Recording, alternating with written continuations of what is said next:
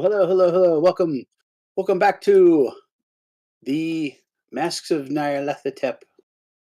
Pronounce it however you want. Call it Cthulhu. And welcome. This is episode 4. Officially 4. We had a very special episode last week, but But that being said, we're just gonna kind of jump into it, as we see here. Let's go ahead and jump right into it. When last we left our intrepid investigators. Oh, helps. There we go. That's the right run. There we go.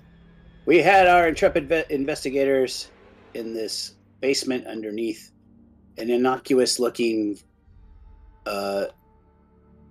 African tribal knickknack shop called the Juju House, where it was discovered that there are some nefarious things going on in the basement, of which we see the owner, the proprietor, Silas Nkwane, tried to have some of his minions beat up our investigators, but they dispatched them with some ease. Dean. Oh, you know what? Whoops. That's not where you were over here. I was goofing around and... Damn. Sorry, I know you wish. I'll be nice and move that guy over here. But as Dr. Dean Adler was investigating, there was a strange curtain, and out from the curtain burst 4... not necessarily shambling, but actually moving the litheness that is you would not think from a corpse, but you know their corpses by their pallor, the horrifying stench, and of course I think probably the most obvious sign is that, which I forgot to mention, they are covered. They have the same scarification on their that your poor friend Jackson Elias had when he was murdered. Also, you can see that there are these gashes on their abdomens that are sort of crudely sewn back up. As a medical professional, Dean Adler realizes that they were probably murdered in the same manner. Perhaps, if enough time had passed, this would have been Elias's fate as well. And last we left, remember, Woody is had a bit of a meltdown and is basically incapacitated with madness. However, so and then Violet is over here with her new best friend Silas, and for purposes of for combat, we are gonna just say your movement is how many of these squares you can move, just to keep everything nice and easy. And with that, Dean Adler is... Wait, who has the highest? Woody? Oh, Woody has the highest turn order. We will start initiative. Woody, you are, like I said, hopelessly babbling. Hopefully not for very long. However, I will allow you to make if you make an extreme power roll, you may snap out of it. But it will constitute as your action this turn. Okay.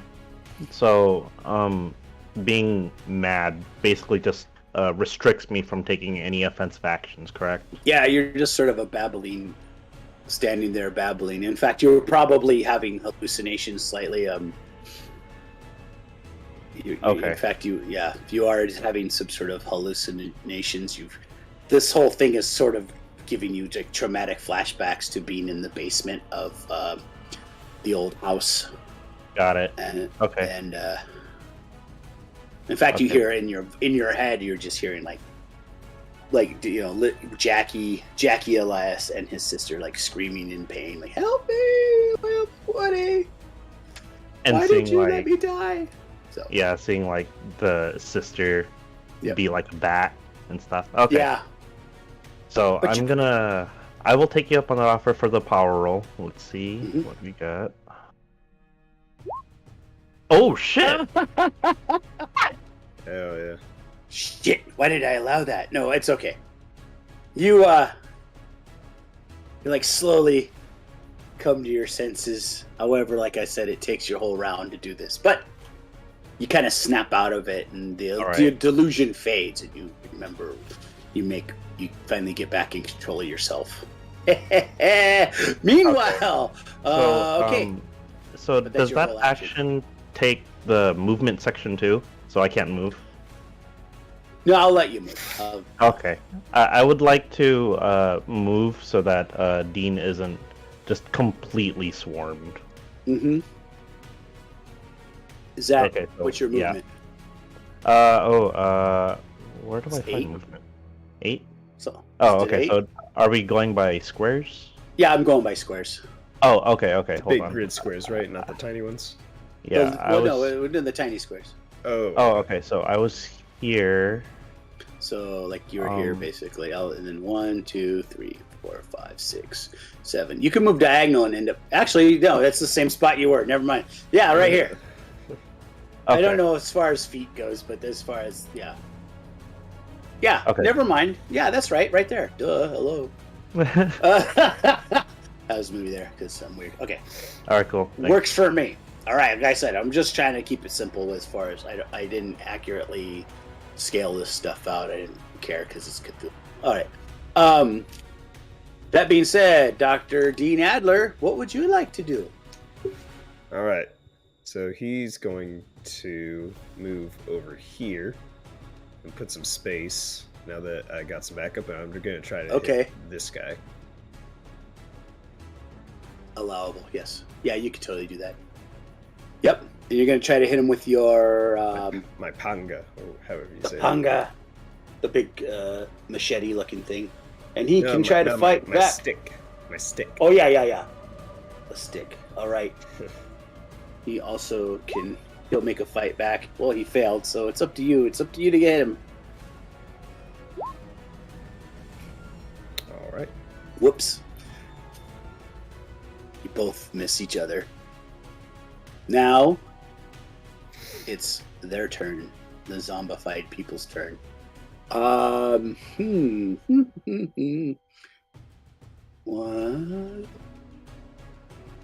is their movement? There it is. With surprising grace, they kind of run over there. This one...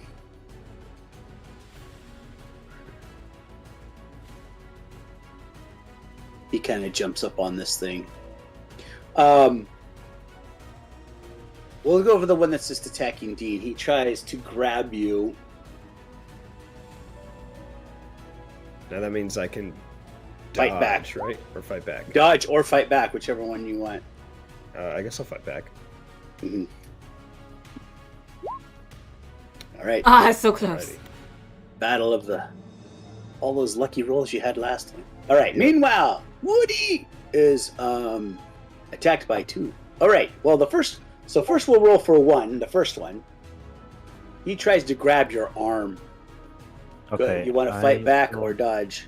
I will dodge. Okay.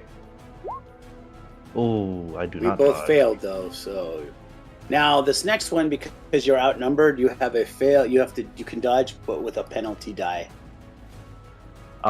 If I fight back, is there also a penalty die? Yeah, because you're outnumbered. Okay. Then I will still attempt to dodge.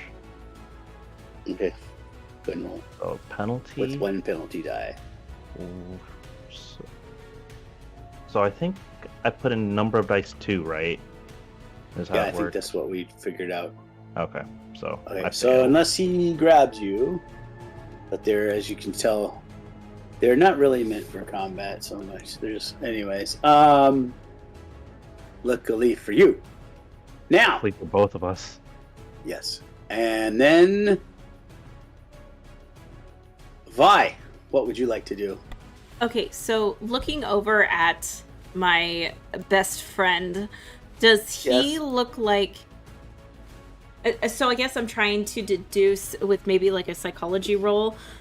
That's fine. Does he look like he could be in control of this? Does it look like if I threaten him enough that he could call them off? Or does he look like this was his like last saving grace? Well, he kind of. I mean, he definitely said something to them to make them come out. So he must have some semblance of control. Okay, great. Okay, taking an educated guess at that, I'm gonna step to my new best friend and raise up my thing that basically looks like a baseball bat, and say, you know what? I think you're gonna call these guys off, and I'm gonna hit him. Okay. Is he? Do I get a bonus die for him because he's still tied up? Well, yeah, he is actually. He's trying to cut it, but yeah, you're right. Yeah, you get a bonus die for sure. Okay. He can't really well, he can try to dodge. He has like a what's his 45 dodge? So he has a 24% chance to dodge. I didn't stat him out by it, so Sorry. So let's see here. Oh. Nice. Yeah, you you hit him and he kind of falls over. I just shouted him, call them off or I will beat you to death. Could make an intimidation roll with the bonus die. Intimidate. Let's find that on my little list. Oh, look. I've rolled that before.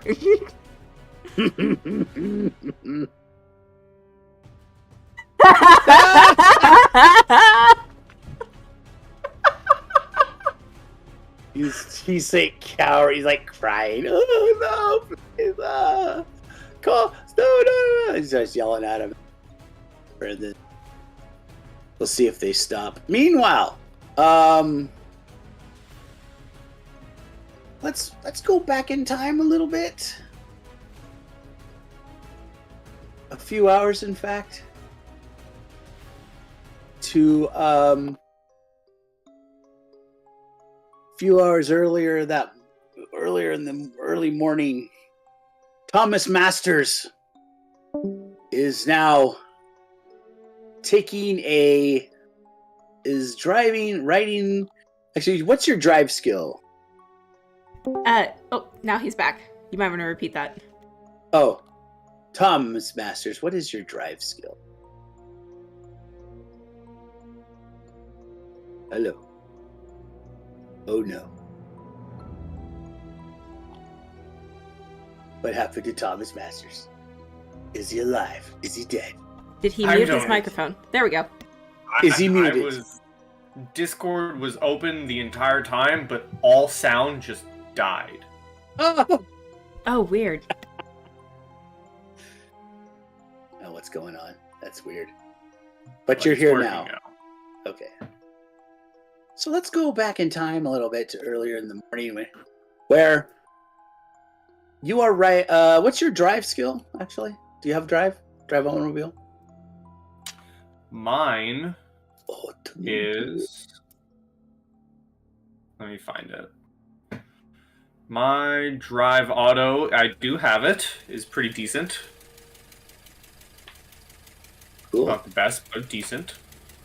Like over 20%? It is, it's a 40. Oh, that's good. That's enough. Anything like 25 or better means you could drive under normal conditions without really worrying. So, Thomas Masters is in a rusty old Model T, driving. Next to him, this mysterious woman with the eye patch. She has offered to let you use the car in exchange for a ride into town. She goes, what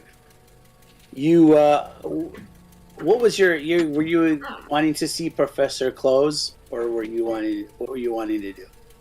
Yes, I want to go see the professor.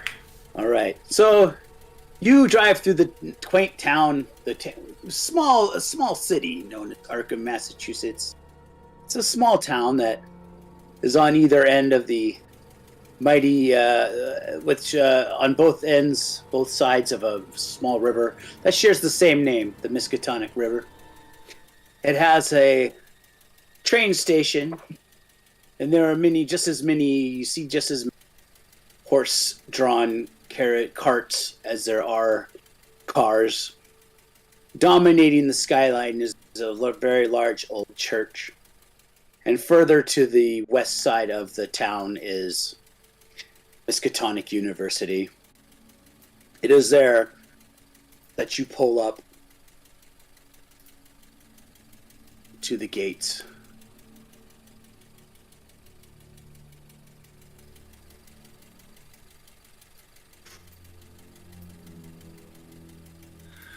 Well, I would certainly like to enter. She goes, the mysterious woman gets out of the car.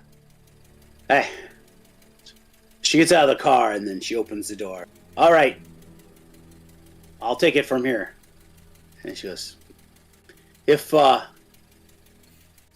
ahead, Mr. Professor, Professor Close lives, at a professor's residence near the, anthropology building. You can't miss it. There's a little map usually around near the front, or near each entrance. That'll tell you where to go. And don't worry about coming in unannounced. Just tell him that Andrea Casanova sent you, and he'll be more than happy to talk to you. And with that, she gets in the car and goes, "I got some stuff I got to do. I'll be back and pick you up." And she drives off. Away. Mysterious. So there you do find the with just asking even a few of the students. It's like I said, it's like kind of late morning, but it's on a Friday morning. So a lot of the classes out or early. A lot of times because some of the departments, the Fridays is sort of used for laboratory days, work on their various projects. You walk past several buildings, some for engineering, some representing medieval studies, all these various humanities subjects. But you find yourself finding a small sign that says the residence area, professor's residence. And you see a small, sort of beaten up little mailbox that has the words "close" written on it. And with that, you see it's a nice, dainty little house, cottage, really. It has a nice little stone path through some grass, up to a nice little wooden door. What would you like to do, sir? Well, she said I could just waltz right in, so I'm gonna make myself known and enter the building. All right. You go into the building. You open the door. Yeah, I'm gonna open the door and make myself known by saying Professor, Detective Masters, a friend of yours sent me to ask some questions. Andrea Casanova ring a bell? As I just shout to the building, inside. With a few seconds later, a young woman, early 20s, with red hair, pops up. Excuse me? And then, see your stats for a second.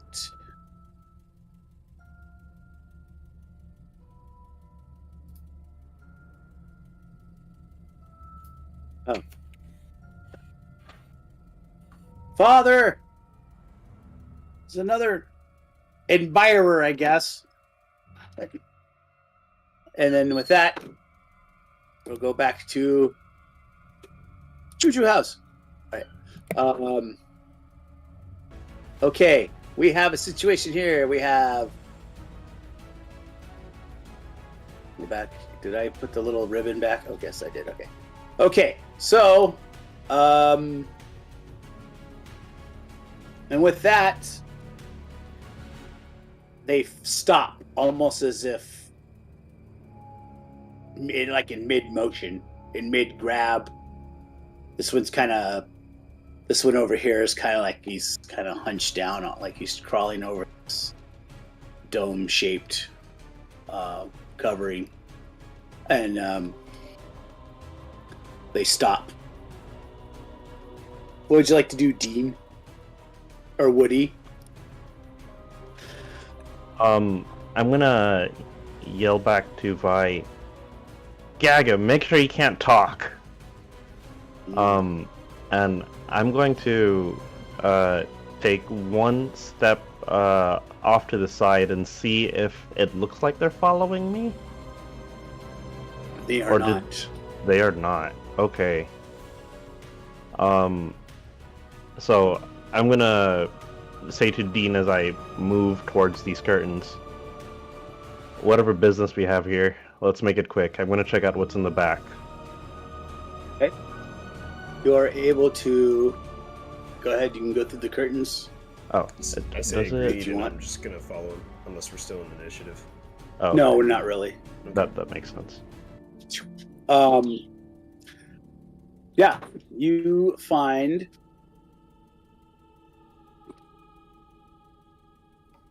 What this?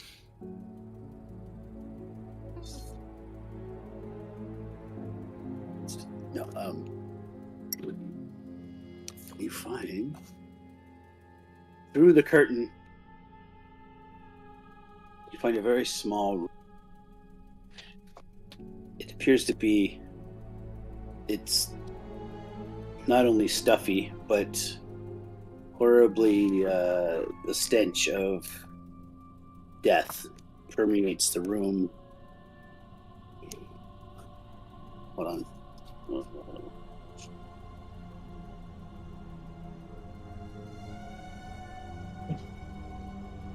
And with that, hold on, guys. Sorry. You're good. I'm looking wrong page. My picture. Sorry, guys. Here. Oh, there it is. Okay. In this little alcove, you find the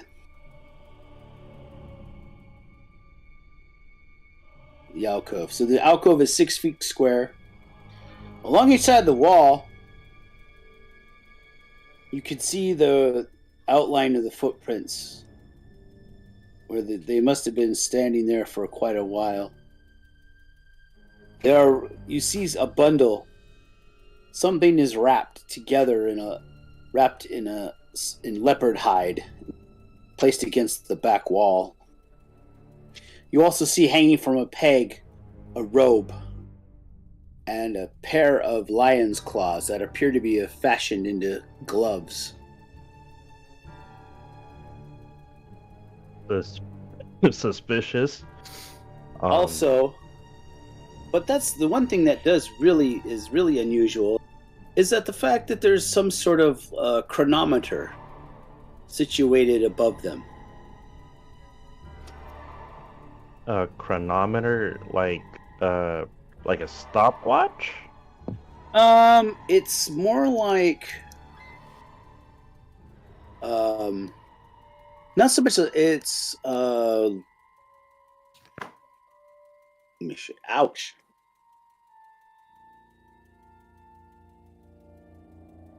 Yes.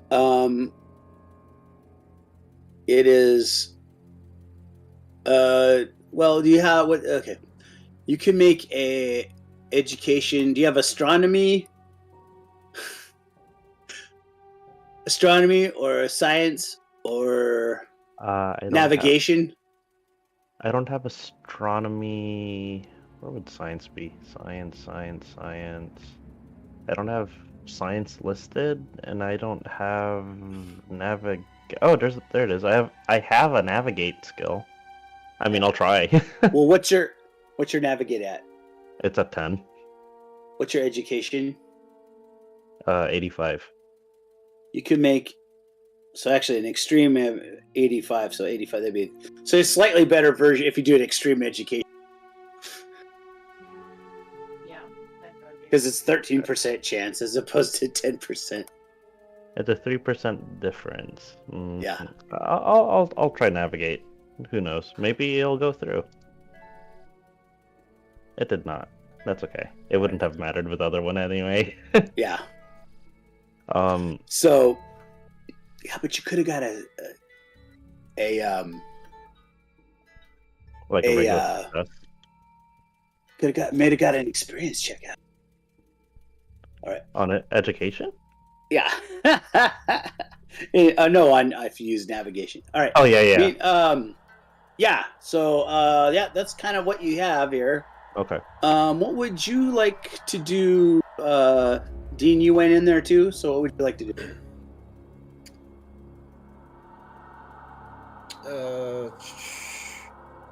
Are there any kind of other? What are these little white things or yellow things on the ground? Those are. It's just like candles or something. Yeah, those are candles. Okay. Are there any? You do see there's a bundle. There seems to be some bones as well, but like I said, there's the leopard skin cloak, the tiger claw gloves, and some kind of bundle. It's like a good 3 feet long bundle wrapped in leopard skin. Well, I'm not touching that. So instead of playing the guessing game, I'm gonna come back from behind the curtain and yell to Violet to bring him over here. All right, Violet, what do you want to do? Oh, after I'm done gagging this guy so that he even has trouble breathing, I will yank him up by the collar of his shirt and throw him basically in front of me, and then with my bat, just to remind him, I'm gonna stick it in the back of his shoulder blades, and then I'm just gonna push him and guide him towards Dean. I'm like, I already hit you once. I will do it again. This makeshift bat that I have, yeah. So you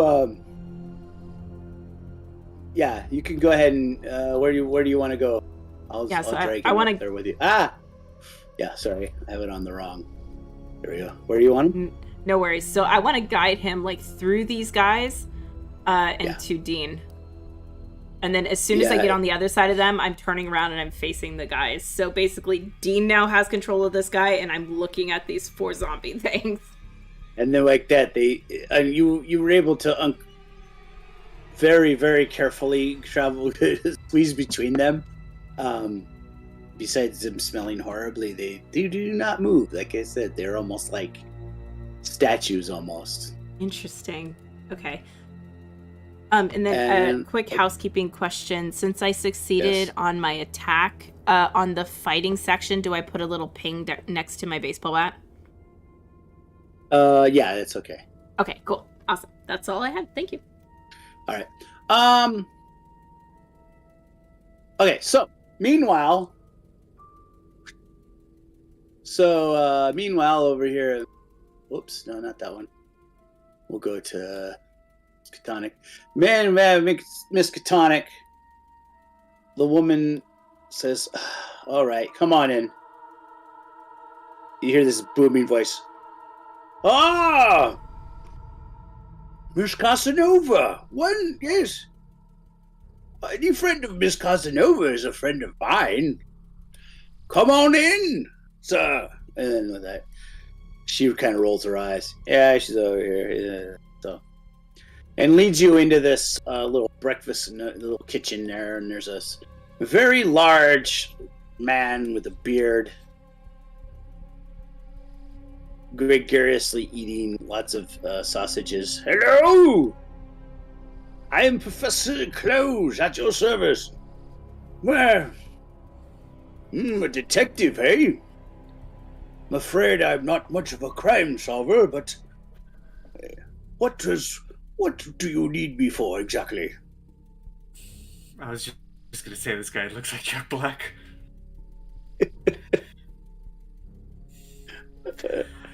Well, Professor, I was hoping you could recognize something for me. One of the perps I was chasing the other day, he had this in his jacket pocket, and I take out the flyer and I put it on the table. New York City, the Big Apple, yes. It's a wonderful place. I loved it. Isn't that right, you are? Wasn't that a wonderful place? Yes, Father. It was great, I guess. And so she's like, oh, you'll have to forgive her. She's a bit of a stick in the mud like her mother was. I'm sorry. Forgive my rudeness. Please, Iwa. Would you like something to eat, sir? No, thank you, but if you have coffee. Oh, yes. Ah, yes, you Yanks and your coffee. I'm more of a tea man myself. Well, okay. And so, brew some coffee, woman. No, it's kidding. She's like, whatever, Dad. And then wanders over and makes coffee. Yes. Oh, yes. That was, I believe that was a few months back, I'm afraid. I believe it was in... I want to say it was back... I believe it was back in November, if I remember correctly. And what month are we currently in? January. Okay. I would ask him, Professor, during this show, I'm going off the name of it and what you speak about. I'm sure there were plenty of interesting faces, but any notable looking faces in the crowd that night, if you could remember, back in New York?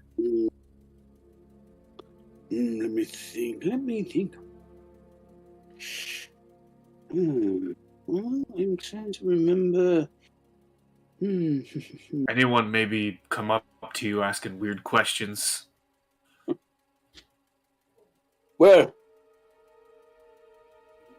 no, actually, I'm trying to... What about the one guy? Oh, the really handsome gentleman. Oh, yes, you did. Yeah, I did remember you taking quite a fancy to him. Yes, a black gentleman with a very, very nice trimmed mustache, snappy dresser of sorts. Oh, what was his name? Was it Elias Jackson, I believe. Elias Jackson, right? No, I think it was the other way around, Father. Yes. Some sort of author. You mean? Oh, yes. It was some sort of author, I suppose. He had asked me about some symbols that he had encountered. Well, the rather some strange symbol. It looked more African. It's some sort of round symbol. Protrusions. It was. I would ask him for a piece of paper and a pencil real quick, and I would like to draw out the symbol that we all saw on Jackie, and I would ask him, is this the one you're talking about? Oh, yes. Yeah, I'm afraid I don't understand what this is. Yes, I'm afraid I've never seen such a symbol. No. I've seen symbols, but not like this. Yes, I guess he wanted to get some professional opinion, I suppose. He had visited another man in New York, and apparently he was working on some sort of book related to cults of some kind. Some sort of other hullabaloo, I'm not sure. Do you happen to notice anyone following him, maybe? Anyone suspicious that may have been listening in? No, I'm afraid not. I just quite, when I'm gathering about my lectures, I'm in the middle of my lecture, I just remember that he was in the front row and he was in very rapt attention. In fact, when I was showing him the various symbols of the found in the ancient Australian outback. He was rather, looked rather puzzled at one of the symbols. Which symbol was that, my dear? I just saw this look of recognition on his face. Oh, what was it called? Yeah. Oh, you're talking about the sandbat, sir. The sandbat, father. Yes, the sandbat. He seemed rather familiar with it. Quite unusual. Could you show me the symbol? Oh, yes. In fact, I'll show you more than just the symbol. And with that, let's go back to the Juju house. You're at the Juju house. All right.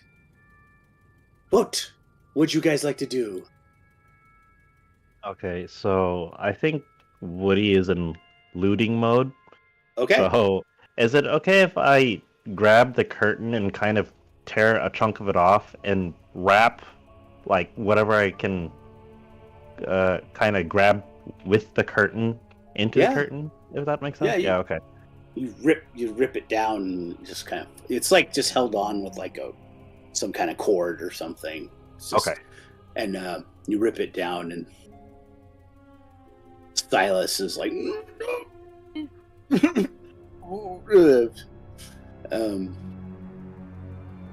then you rip that down. What about you, Dr. Adler? What would you like to do?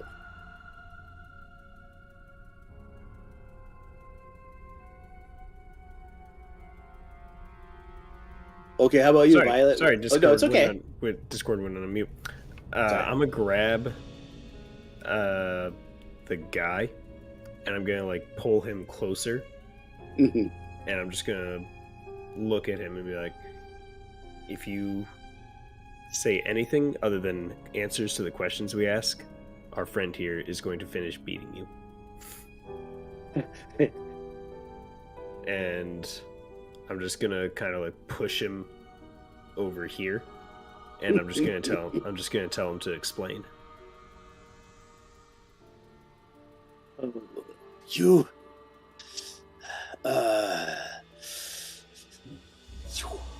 have encroached upon my master's domicile. My master's ancient domicile. For here, secrets of the universe,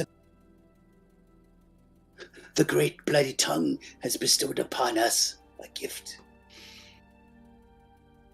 But the gift must be fed from time to time. Masters, he says, our leader, our buried benefactor, he will be coming soon. That's all I know, that we are to help prepare. Your friend Jackson was an interloper, a man who dug too deep, and he should have left us alone. Who is this master, and how are you supposed to be preparing for him? I don't know how we're supposed to be preparing. All I know is that there is something going on. This device was sent to him several months ago. The watch, the clock. For some reason, there are very precise times must be kept. For something. I don't know, though. I have not proved that information. I'm simply run the shop. I simply help my master. So I'll go over and pick the watch up. Mm-hmm. And I'll bring it back over, and I'm going to ask, who gave this to you? I do not know. Only my master knows. Where is your master? He's not here right now, obviously. Violet? Give me a fate worse than death. Please, I can't. I've revealed too much. You can attempt an intimidation if you'd like. Can I give that to her? Yeah. I'm just got a shit-eating grin on my face. I like this way too much. The straight roll? Yeah. Okay. Because he's scared. Hard success. Oh, good lord. What in the hell? I will murder everyone through this whole campaign, Matt. You were like 2 points away from extreme success. Hard.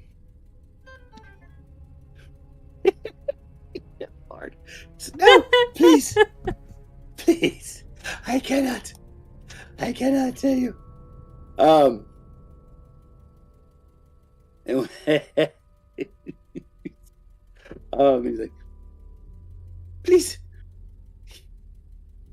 During the day, he goes about the business of his city as a common laborer, in this disguise as a common laborer. Him and the rest of our bunch. We work at the docks, among the various warehouses.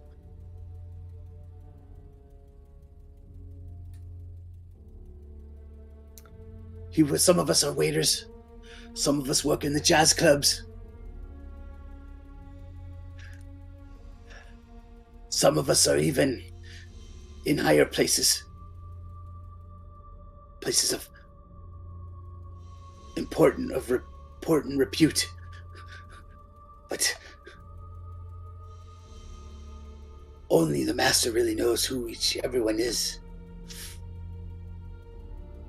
You know, boys, I'm willing to bet that this guy kept a log of who's in this little group. Because he seems like the blackmailing type. And spot those a mile away.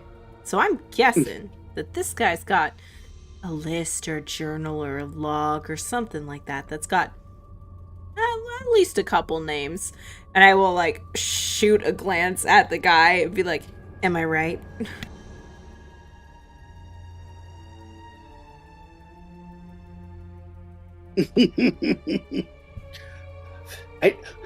Not me. Perhaps in the, I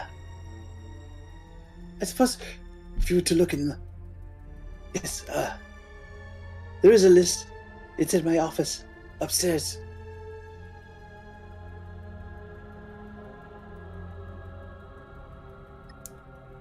Violet, do you want to take him and go find that list? You know what? I'd love to. If you hear a lot of screaming, don't worry, it's not me.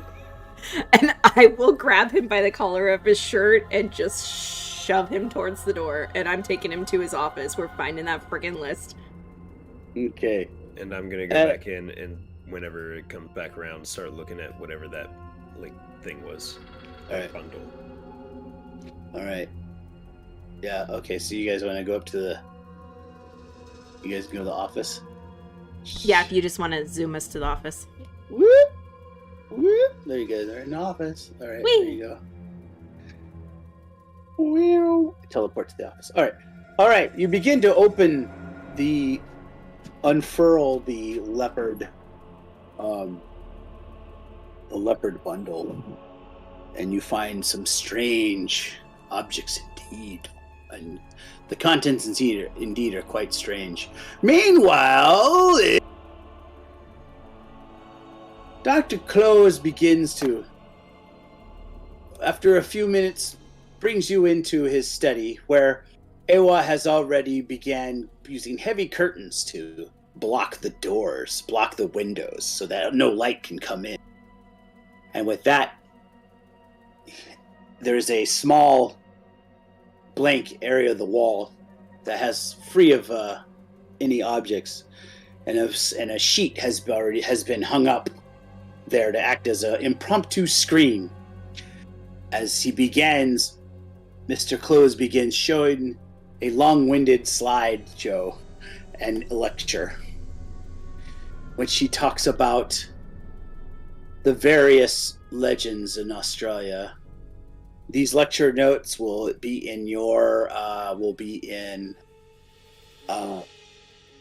Thomas's stuff, but he goes to talk about the sandbat, an ancient god known as the father of all bats, that many people believe that making human sacrifice would allow them to become worthy, and that the father of the bats would appear. And that once he appears, when he comes, the god would conquer all men.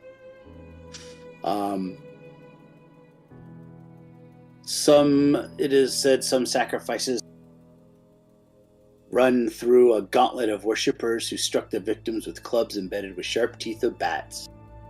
But the teeth were coated with a fast-acting poison.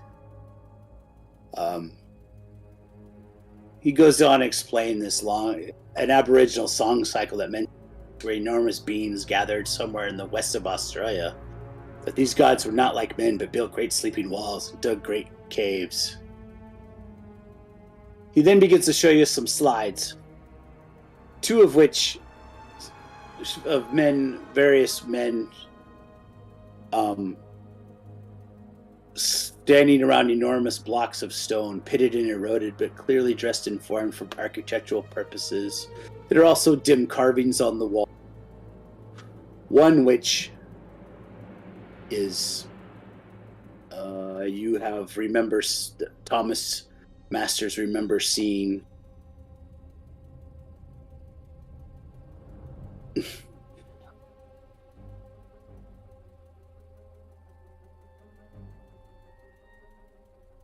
this one in particular, carved into one of the walls.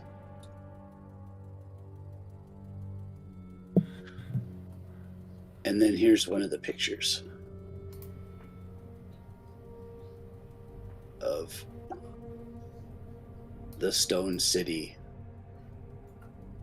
supposedly in the far reaches of the Australian outback.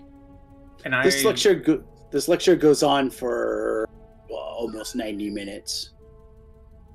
I recognize this symbol. Yes, you remember seeing it. Go ahead. Was this back when we were kids? Yep. In the basement of the house? Yep. Ah. Yep. Indeed. You can go ahead and read those notes while we go back to the junior house.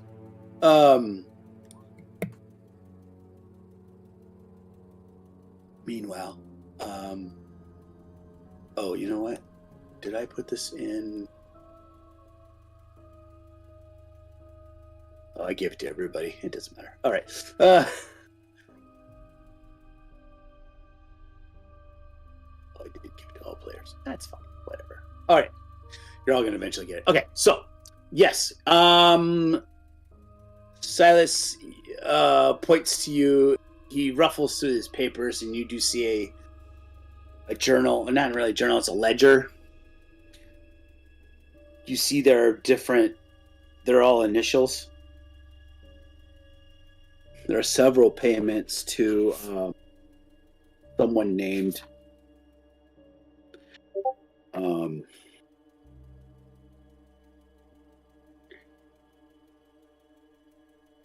I'm sorry. Someone I see.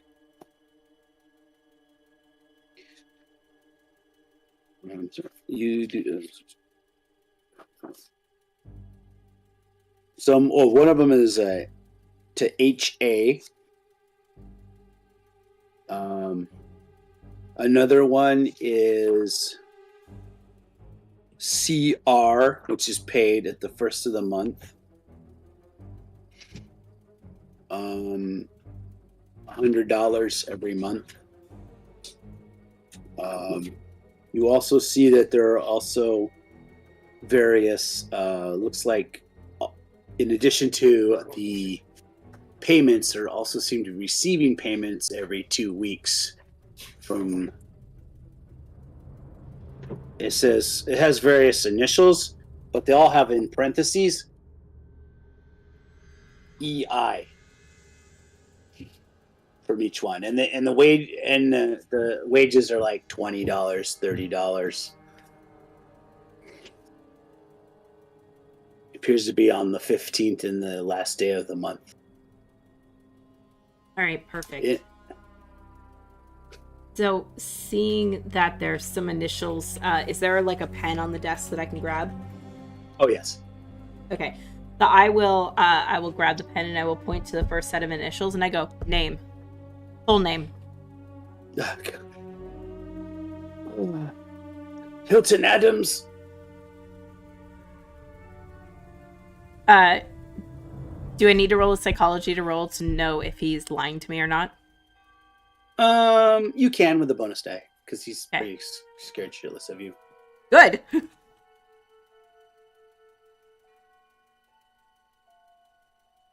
Hard success. Oh yeah, easily. Yeah. Do you? Yeah. Hilton. He goes. Hilton Adams. You notice he's paid various times. You notice the last payment for his was back in October. Okay, so it did stop. Yeah. Okay. And I know that he's given me an honest name. Yes. Okay. And then I point to the second set of initials. And if you want, you can send me a list, but I'm going to go down like the whole list. And anytime that I think he's bullshitting me, I'm going to threaten him. Yeah. The next one is. He says is. The C actually is not a name; it's a rank. It's actually Captain. Captain Robinson. Oh, okay. Oh, Robson. Sorry, Robson. Captain Robson. Yes, Captain Robson. Is this the guy you get your shipments from? No, he's a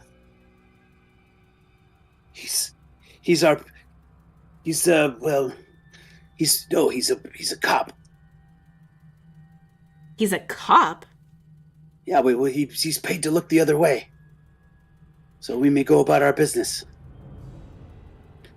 You know what? I thought I hated you, but I respect that.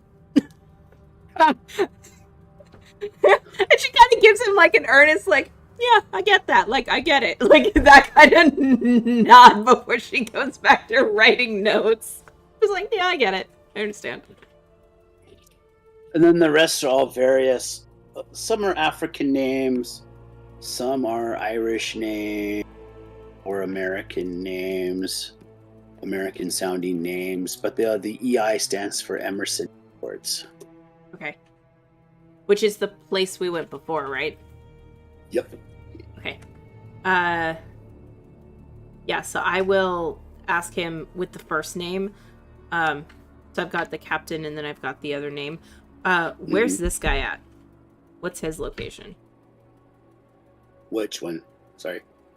The first one. Captain Robson? Or no, the first set of initials. Oh, well, Hilton Adams. Yeah. He is, you can make an intelligence or education roll. That name sounds familiar to you. Let's go with education. Success. All right. You remember Hilton Adams. He was in the news.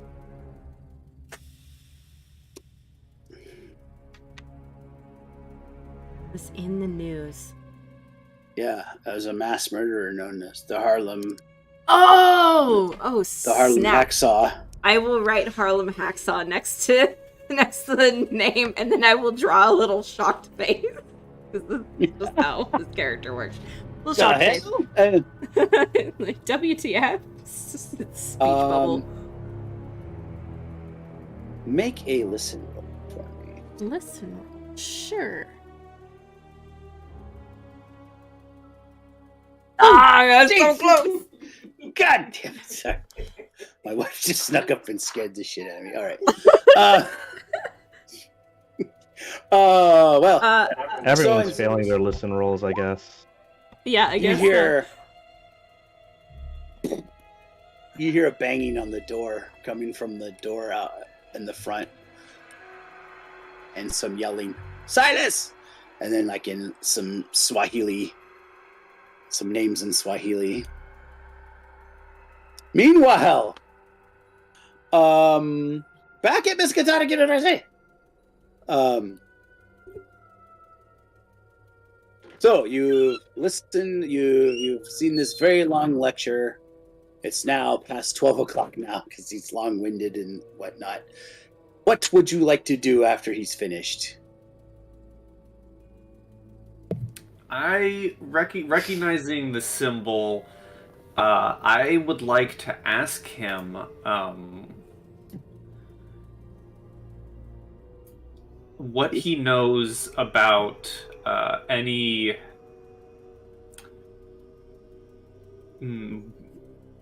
so the it says the minions of this bat god were winged bats.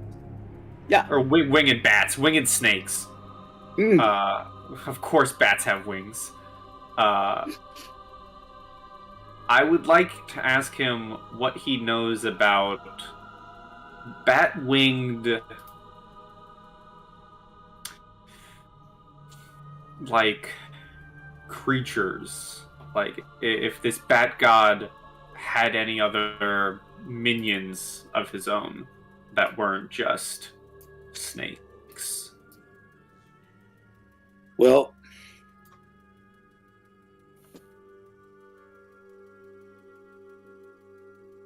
he's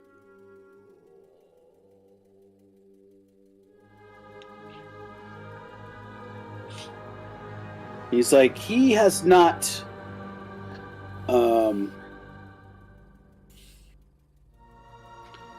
he has not heard of that, but the Aboriginals are very hard. Most of them are very reticent to tell white folk their all their secrets and all their legends. And with that, he does say, however,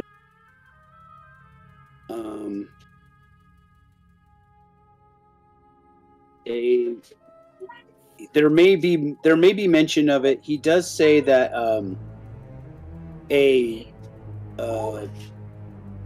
there was a man named Arthur McWhirr who he was the man that actually went to the city. He didn't go, but he was the one that he was the man that it was his work that he based his research on. And that when after he died, a mining engineer named Robert Mackenzie, a mining engineer and executor of his estate, sold the diary.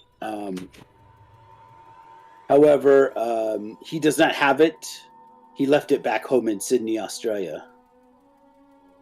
However, if you should go, I won't be leaving till the end of the school year. But should you go ahead of me, if you wish to go to Australia, you may go to my alma mater, and you find my home school, and I could give you a letter of introduction. My friend, I betrothed it to I ensured its safety with my friend David Dodge, who is looking after my house. I would appreciate that, Professor. Yes, and I can also give you a letter of introduction to Robert Mackenzie. He lives in Port Hedland. Yes, I would like to pay him a visit too. Seems yes. I appreciate you for the time. It seems this trip has given me more questions than answers, however. Yes. If there's anything else, Professor, that you figure out or come up, I'll be staying. I don't know how long, but for now, I believe I'll be staying with our mutual friend, Miss Andrea Casanova. Oh, yes. Yes, of course. Oh, Ewa, would you mind showing this good gentleman out? Thank you, sir. Thank you for listening to my lecture. I love to expound upon the mysteries of Australia. Ewa, escort you. Oh, man. What do you know about this Casanova? The daughter's asking me this? Yeah. I can't say I know much. I've only recently met her. Oh, well. She gives me the creeps. With that, she's like, opens the door, and then there's Miss Casanova waiting for you. She shuts the door quickly. Professor could be quite a long-winded fellow, can he? Where did you find the information you were looking for, my friend? I think I found something, but I've come out with more questions than I did answers, unfortunately. That's the way it is, isn't it? I can tell you from personal experience. It's very hard to find things. However, if you have any other business, I can help you get back to New York City. If you wish.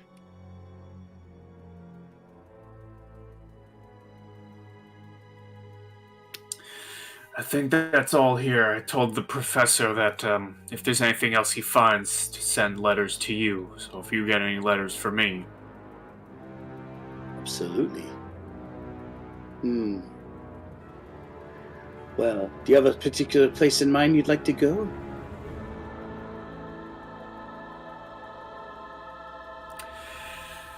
I don't know where the others ran off to.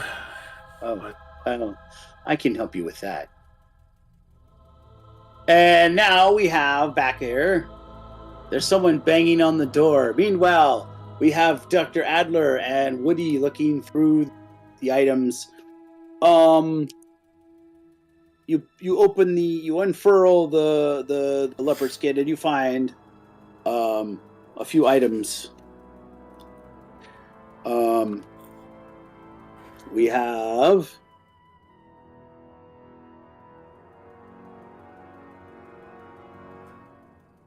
first thing you find is a mask that is a sort of a face mask. It's sort of an African carved mask, but which is also carved the same bloody tongue. However, it is highly decorated, and its most disturbing feature being a mummified human tongue in the center of the symbol.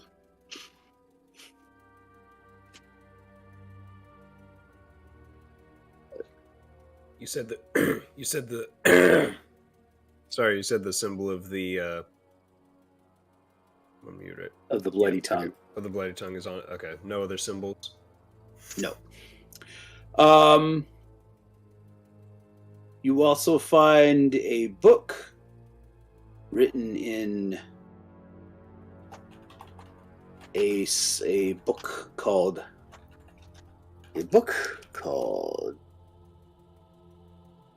Africa's Dark Sects.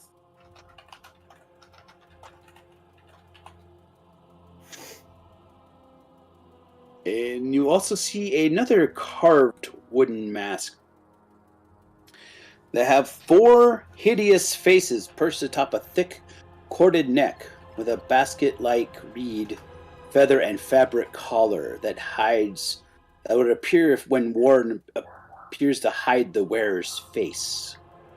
Do you have science, botany, or natural world? No. Okay. I have natural world. All right. Go ahead and make a natural world. Okay. Well, it was worth a shot. Woo! No, you have no idea. Now, on top of this, something else that you notice on top of the little altar with the bones is a burnished copper bowl etched with unrecognizable runes and signs. It is large. It's like a 2 feet in diameter.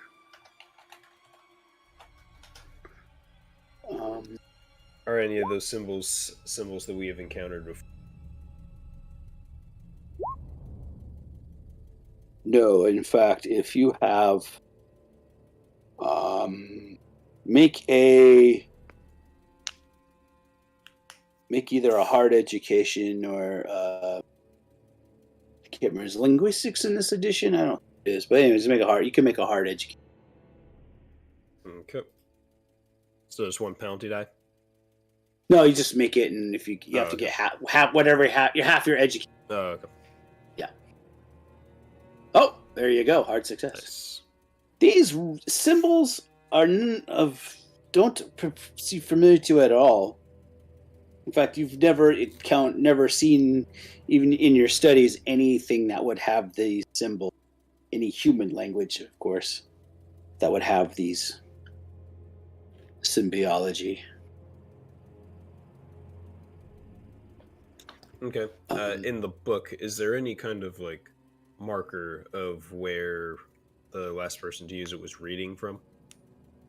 No, the book is actually quite old, and in fact, let's see here.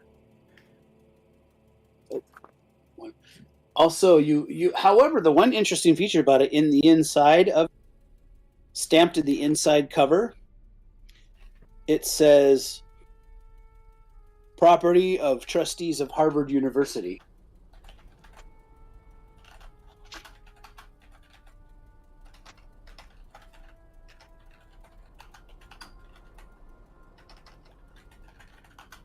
It is written in English and is actually not that old. You see it is in the inside. It says it's a blue pasteboard covers with marbled end papers and blue stained page edges. You notice the date below it. In the inside says Africa's Dark Sex by Nigel Blackwell.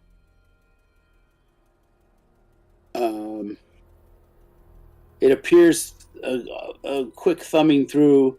You see that it shows various pictures and maps of Africa and various illustrations depicting African tribes. You may make a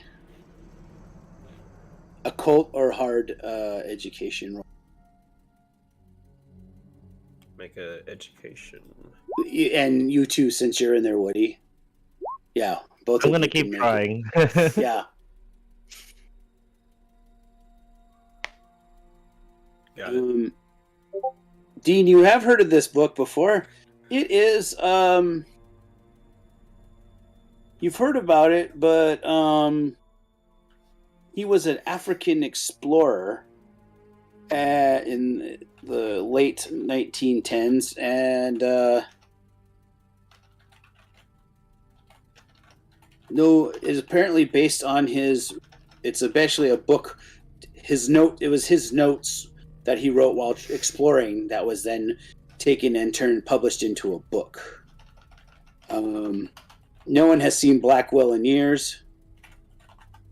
Some people even think that maybe Blackwell wasn't even his real name. And the strange thing is that for some reason, after it was published, in England, the authorities declared it outlawed it, and burnt most of the copies. They say there are only 13 copies known, which means, of course, it could be worth a lot of money to someone.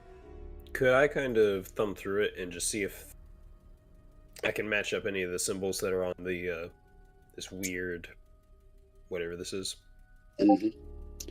Yeah, that'll take a few minutes to kind of thumb through it. Meanwhile, the knocking continues on the door. Okay. Silas! So, kind of knowing the fact that we locked the front door, that kind of gives me a little bit of time. Yes. Since I've been downstairs, can I get a rough idea of, like, where the room would be that I know Dean and Woody are near? Like, would it be over here-ish? Yeah, exactly. Okay, so I'm going to gag this guy again. And I'm gonna knock him. I'm gonna knock him to the ground here. Come on. And so I'm preventing him from talking or moving, and then I'm gonna go stand over here, and I'm gonna bang in like a rhythmic manner, that Woody's probably familiar with. That is basically, hey, we gotta go. And is there a window around here? Like, does one of these windows like lead to the street? No, actually, it's up against like an apartment building of some kind. Remember, Okay. there was people kind of peeking out the apartment building. Yeah, I was just wondering if there's a window anywhere here, because I was thinking we could just yeet ourselves out the window and leave him tied up. Not really. No. The only really way out of this thing is through the front door. Okay. Yeah, I will just continue to knock in a pattern that says, hey, we gotta go. And I'm just watching this guy and making sure that he doesn't move or try to get out of his gag, but I'm just knocking, trying to get their attention without being too loud. Got it. Okay, so while they're banging that, you bang on the door. Woody hears his ears prick up. We've got trouble. We got trouble. Luke, we got company. All right. And meanwhile, back at Miskatonic, back at Arkham, Massachusetts, you find yourself back at her house, back at Andrea Casadova's house, and there's and then this large lumbering thing is there still, and brings a tray with some tea. Oh, thank you, darling, thank you, and offers you some tea as you sit down. She goes, Casanova. I goes, look, there's a way I can find your friends, but it'll take a while. In fact, why don't you just wait here, and whatever you do, don't come in. And she goes into the next room. And would you like to wait? Or while you're sitting there, you could, you could just, hang out. It's like I said, it's like a small living room with, she goes into her study, but it's a living room, a kitchen. There's a small fireplace. Like I said, it's basically like a little cabin on this cliff overlooking the ocean.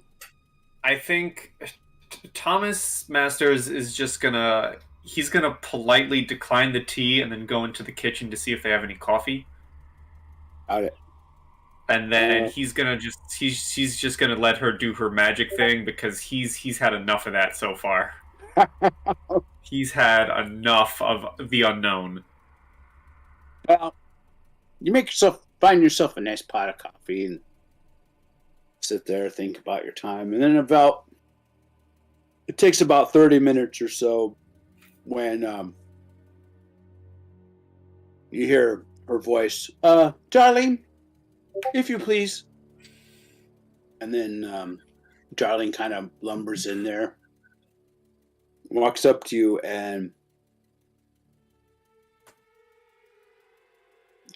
strongly, but with control, picks you up by your arms, like, and kind of hoists you up, so your feet are dangling. What would you like to do?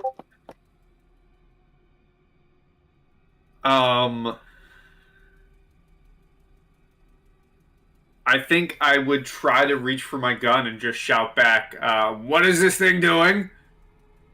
Don't worry, she's not going to hurt you. I need you in here, and it's better if she just brings you in here. It's a lot to explain. And as she kind of carries you into the living room towards the study, you see this eerie sort of reddish light emanating around the door frame. And the darling is slowly making you go towards the door. I can just walk myself. Juju house. Okay. What do you guys want to do? Troubles is alerting. These people are knocking. They're starting to impatiently knock more. Okay. I think, In fact, you hear several voices now. You hear more than one voice. I think Woody's warning. I'm going to try to find a backpack or some kind of something I can take all these things. Oh yeah, that's what the curtain was for. Oh, nice. You know Woody likes to make burritos out of everything, so... It's true. This is it's true. like his trademark. It's a weird trope that I have started to reinforce. But yeah. I think I'll help him wrap all that stuff up, and I'm gonna grab maybe a handful of these blades. I forgot what they were called, but I don't have them in my possessions. Yeah, those more of the ritual. Yeah, of those. I'll just refer to you later for like the exact number and the pongas. Yeah. All right. You guys can hurry. Yeah. I'm gonna rush back up with Dean and say, if it's something we can talk our way out of, it might be the best way. I didn't see any other exits.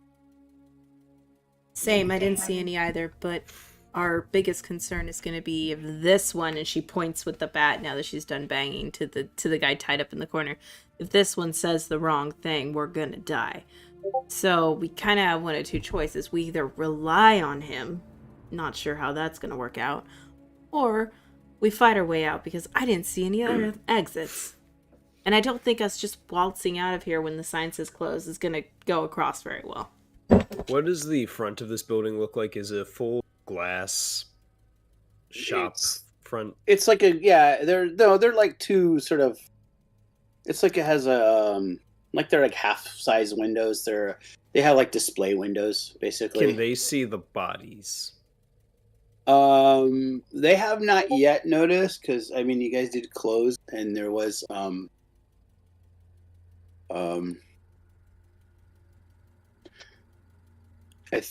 they haven't noticed yet, I guess is what I should say. Part of it is because there's like knickknacks and things in the windows displays, so it's hard to really see in there clearly.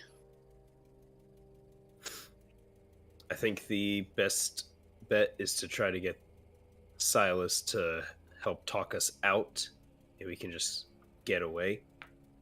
All right. And if it doesn't take, we're just gonna have to fight. Would it be possible to kind of peek through the windows and see how many there are outside? Yeah, you could try that. Okay. But before you'd have to go ahead. Before they do, I will look at the boys and say, why don't we cover Latch and prevent any of those things from coming back up here? I like that. Because if he starts blabbing, he's probably going to call them, and then we're going to have a lot of bad stuff on our side. What you talking about this? Yeah, if you'd left me down there for a little longer, I would have started jamming wax in their ears. Wait, grab some earmuffs. Cover them with earmuffs. Everything will be fine. Yeah. All right. So yeah, go ahead and move your guys where you want to be, and then you want to go ahead and make a stealth roll to kind of look around. You could kind of like peer over this counter and kind of see it from there. So you'd get like a bonus die. Okay, bonus for stealth. Oh wow! Oh. With a bonus? Oh wait, no, there's a critical in there. Oh no, that's 2 10s. Oh no, unless you roll like a 99. Oh okay. Well, I mean, what do I see? You see at least 3 guys, and they go, ah! Those are excitedly, and then all of a sudden, this door starts spinning like someone's bashing into that door. In fact, I will make a roll for them.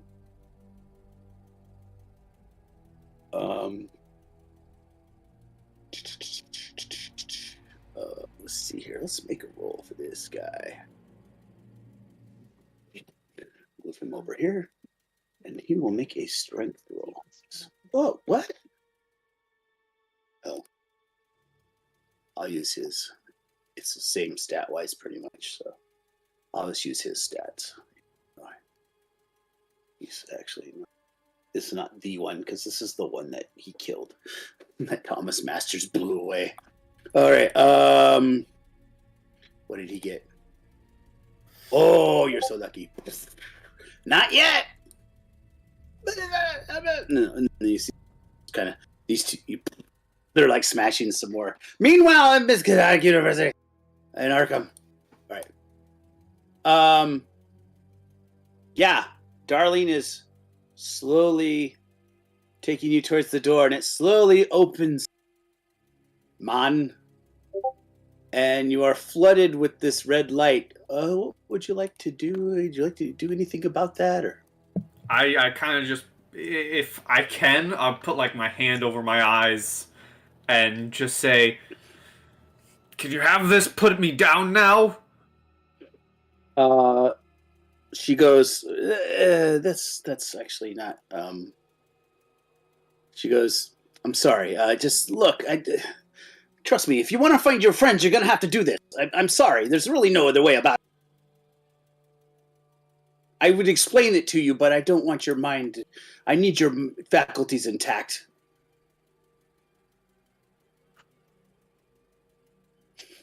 Well, maybe I would be a bit more willing to help if I wasn't being carried around right now. You can. She's not letting you go, but you can try to make a. You make a strength roll if you want to try to. Yeah, sure. All right, you have to. What's your strength? 60. All right, you have to make a hard strength roll. All right, well, let's give it a shot. Oh. No. All right. Let me see here. Sorry. So that the light blinds you, and she's standing. You find yourself in a strange landscape of a red, unending sky. Strange spheres are looking at you.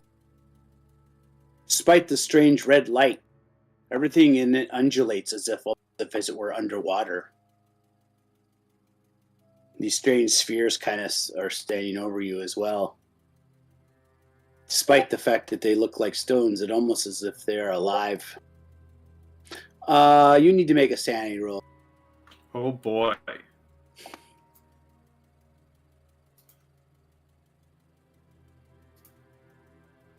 Sanity roll. Awesome.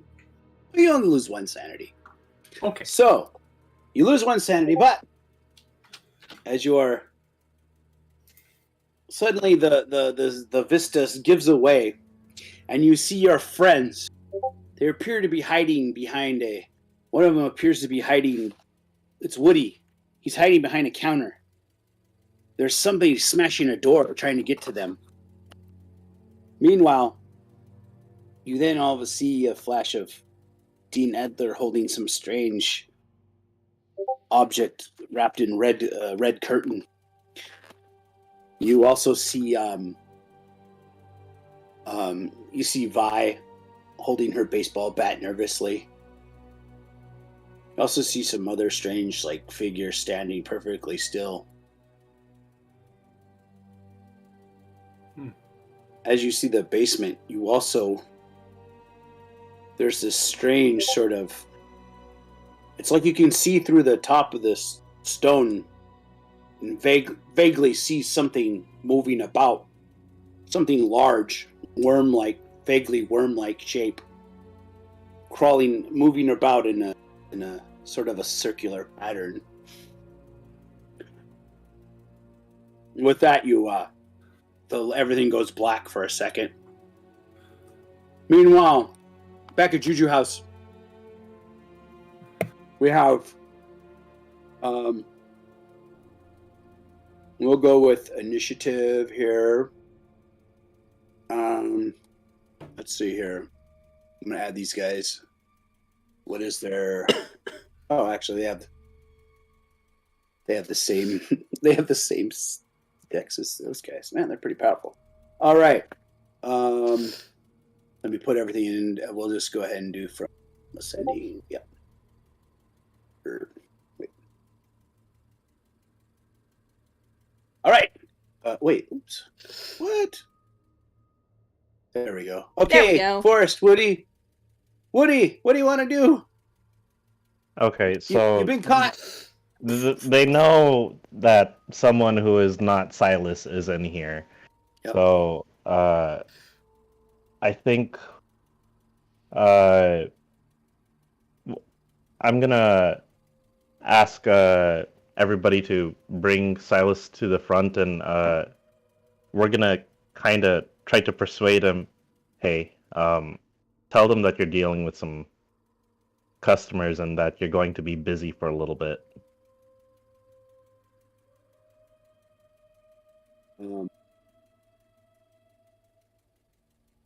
Well, he says it in Swahili. Make a psychology roll.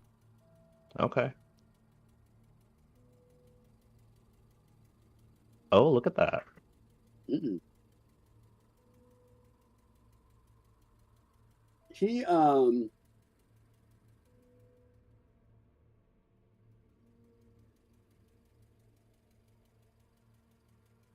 you barely make it. Okay.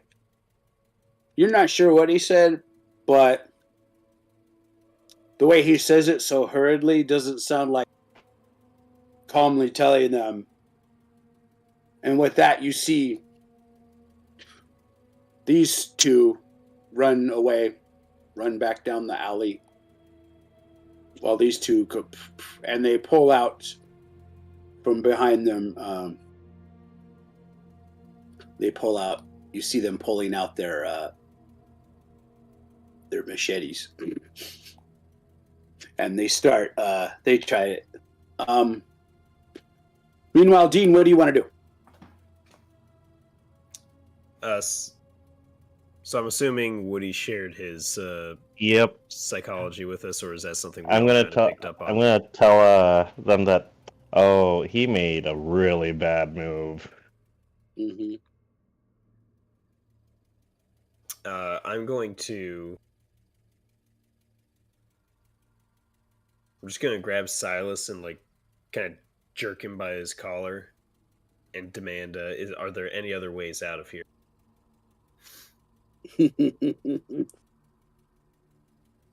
Not while you're alive. I'm just gonna push him back onto the desk and say, "Violet." Oh.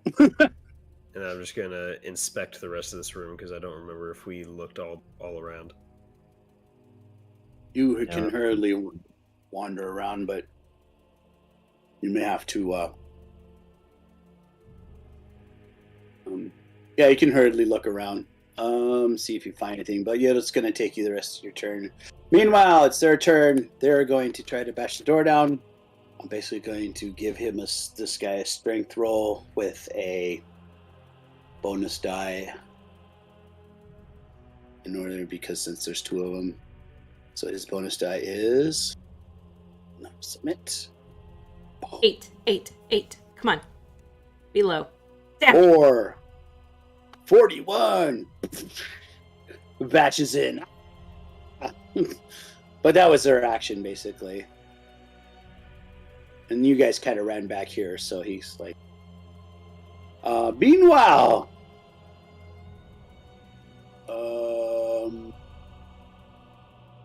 Sorry, I need to look up something real quick.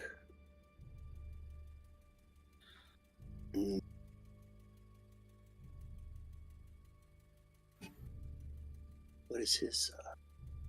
Okay, never mind.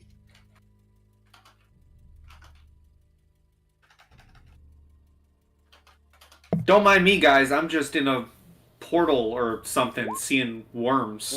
You're fine. All right. You wake up back, you're kind of like you wake up in Darlene's arms, and she goes, "I'm sorry. This is the only really way I could help you figure out where your friends are. I'll have Darlene take you there, if that's okay." God, you got any aspirin first? He says, rubbing his head. No. Look, I don't have time to explain right now. Your friends are in danger, and I need you and your friends alive. Let's just say that our needs align. Let's leave it at that.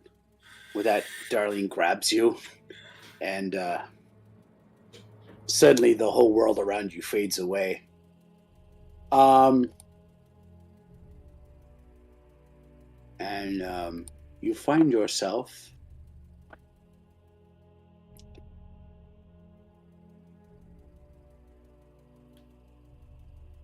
You find yourself in an empty, vaguely strange, empty room. Where are you? There you are. Oops. Come on. Oh, there you are. Oops.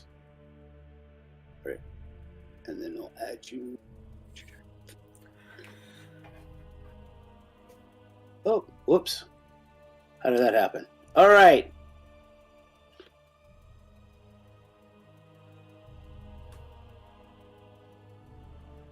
All right. And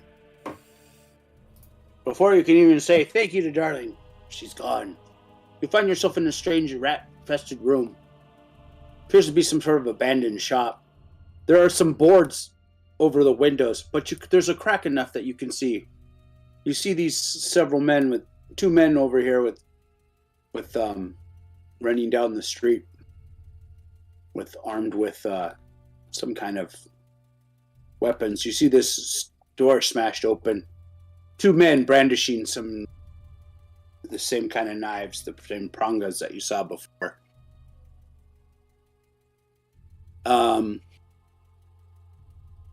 Meanwhile, yeah. But we'll go back to. Good, Thomas. What do you want to do, Tommy?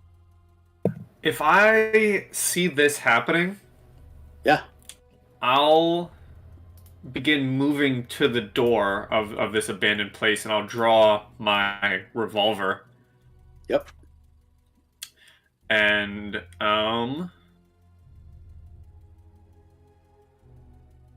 let's see. Yeah, I'll go to the door if I can get outside the building with my revolver. Yes. Well, it is boarded up, but you can make a. Yeah, I guess I'll try and take him down.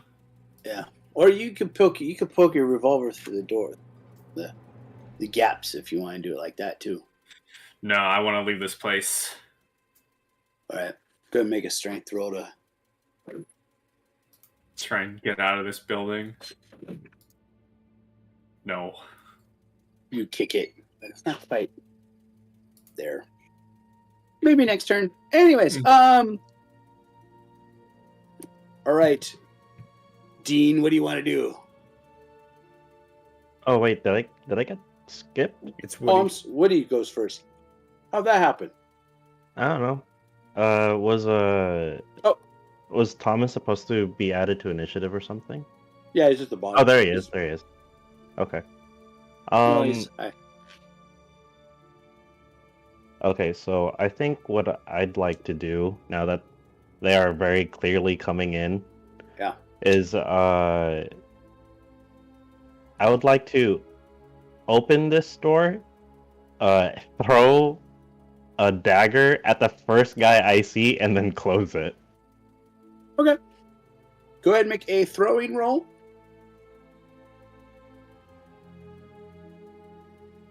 Ooh. That works. Damn. It's a dagger, so it's a sword. So it's I believe it's a D4.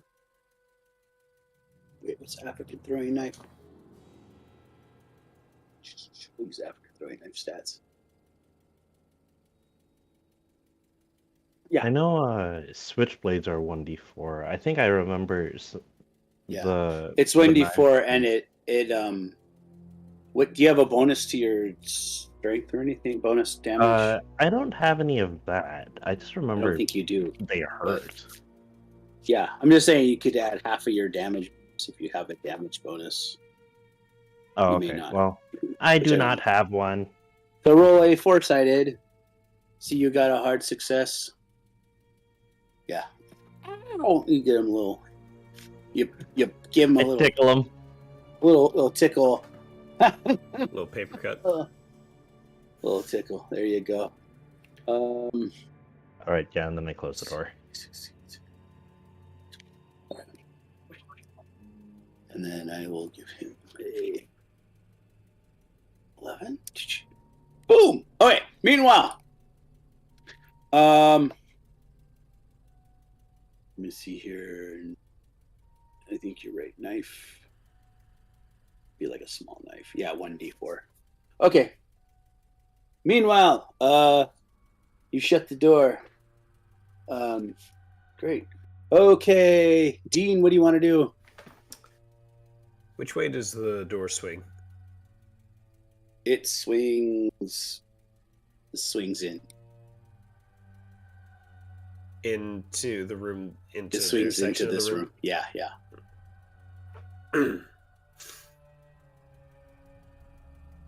Okay. I'm gonna come over here. Mm-hmm. And I'm gonna ask for some assistance from Woody. I'm just gonna try to hold the door. Just hold it shut. And then whenever I feel like some pulling on it, I just want to push it open to try to stagger them or like knock them over. I see. Like kind of, yeah, we could do that. It'd be like kind of like a fighting roll with, kind of like a pushing, like a push basically. And I'll give you a bonus because you have the door to kind of use it as a surface. I like that. Okay, so you hold your action and. Yeah. All right, which they are trying. He tries to pull. He tries to pull it. So we'll opposing fighting. You'll get a bonus die. I'll use his brawl. So I'll just use my brawl. Yep, use your brawl and you get a bonus. Give yourself a bonus die. You can just click the bonus penalty button. That seems easier. But just roll first. Oh no!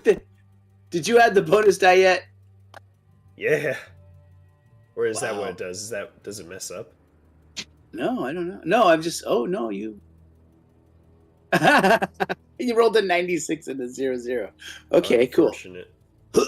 You really screw up, and not only you push too hard too soon, and you fall down right in front of him. It's not ideal. No, it's not. And he kind of spent his action pulling on that, so he did. But this other guy, he can get you, and he'll attack you with a bonus die with his big panga. So let's see here. I'll roll to hit. Then I'll critical success. I don't even need a bonus die. Oh, you just took 8 points of damage. Sheesh. How many hit points you got? More than that. Yeah, now you know how I felt in my solo session. Wait, now, yeah, but what's your total? 11. 11, and you took 8. Yeah. Okay, so you need to make a con roll. Major. A con roll, just normal? Yep. Nope. You are unconscious. You have been basically he just right through the gut, kind of into the side between the ribs and hit me in my off switch. Yeah. the pain is overbearing, and you pass out, and you're bleeding all over the place. How many hit points you got left? Like 3? Yeah. Oh, you're fine. Okay. Meanwhile, I mean, it was a blunt instrument. I'll be alright. this is a machete. Oh, I thought he. Oh, okay. Yeah, I'm bleeding. Yeah, you got a big chunk missing. All right. Here, I'm gonna make you put a little X, not because you're dead, just because so we. Meanwhile, Violet, what are you gonna do? Okay, well, the last thing that I was Wait. Oh wait, no, Woody already went. Never mind. Sorry. Yeah, Violet. Yeah, so the last thing I was instructed to do was beat the shit out of this guy, so that's what I'm gonna do. Go for it. Yeah, just roll. He can't defend himself. Yeah. Ah! You hit the desk instead. You just smashed the desk. Meanwhile, Silas, he runs for it. Ah! Oh! Are there attacks of opportunity in this game? I'm trying to remember if there are. I will let you have, because he is tied up, so he can't really defend himself. You can take a free swing at him. I think he has to make a fighting roll, actually. Let's do that. Shit, that works. Hard too. Yeah. You, oh boy, because he was already. Yeah, he hits. You hear this crack, and he goes, whoa, it falls down. You're not sure if he's dead yet, but you do see a nice little bunch of blood kind of pooling up out of his ears and his nose was just laying flat. Meanwhile, so he's out of the. All right, and Thomas Masters, what would you like to do? I'm gonna try and shoulder this door again. All right, make a strength roll. Perfect. You burst through. Aha! You have enough movement to get into the doorway if you wish. I will, and I have my gun drawn.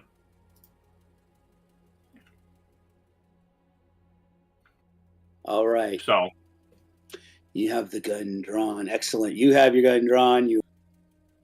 So yeah, you can just put yourself right there if you wish. And now we will go to Woody. What do you want? You just saw your friend just get impaled by a Hassan chopped. Dean! Tommy? Where have you been? No. So, I'm gonna just try to draw their attention and give Tommy a free shot. So I'm gonna go in there and try to slash at this guy.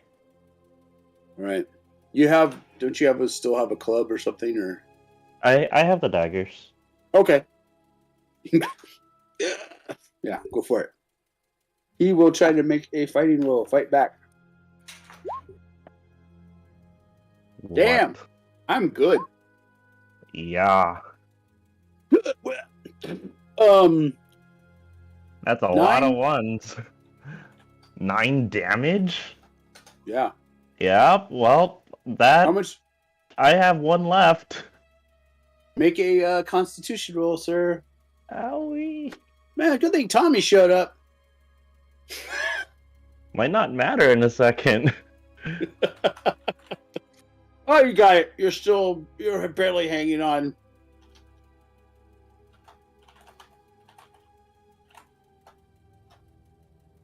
Meanwhile, now, if you're going to shoot, remember you get a plus 50 to your initiative. Oh, yeah, wait.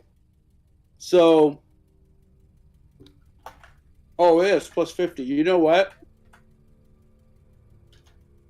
I will tell you this. I forgot. That's my fault. Tommy has technically, if he's going to shoot, he shoots on the 90 of initiative, which means you better believe. If you shoot this guy, before he stabs him and does all that, then it didn't happen. I'll be nice. Yeah, then we're going to go back in time a little bit, and I'm going to try and shoot him. Yeah, sorry.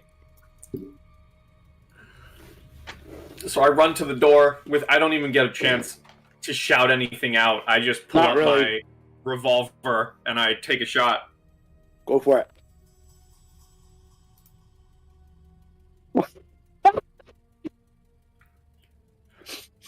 So this cultist he has his big ass, they're fighting, and he gets the drop on Woody because he's like, they're trying to fight, and then he just like goes to swing and it's about to hit him. Like Woody could just feel the pain coming. He just closes his eyes and all of a sudden there's this like shot just you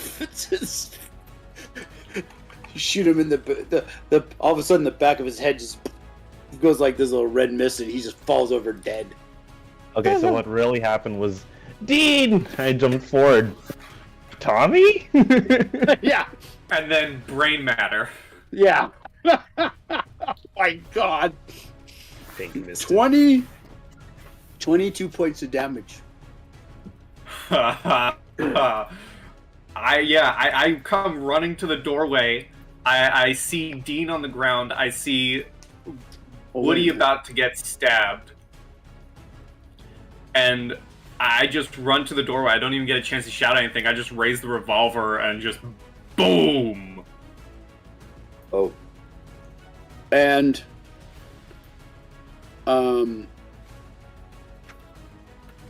by the way, just because to be fair to Dean, you're still passed out, but actually, I'm sorry, I was adding extreme damage and damage together, but actually extreme damage is its own thing. You go with, so he actually only took 6 instead of 9, so you have like 6 hit points left. I took 6 damage.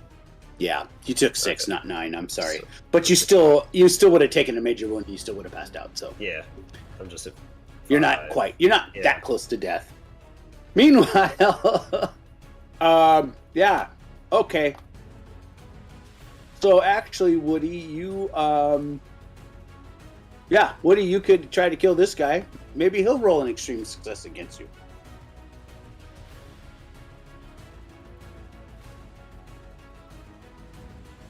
Maybe. Oh, yeah. You never know. Oh, yeah. Jesus. Wait, what the? Hold on. Roll it again. Roll it again. Can you roll it again? Oh, you know what? On. Please roll it again. Yeah, you know what? Do you have, expert crits turned on? No. You know what it is? Remember, we had this issue before, didn't we? There's something weird on it has to do with the roll behavior.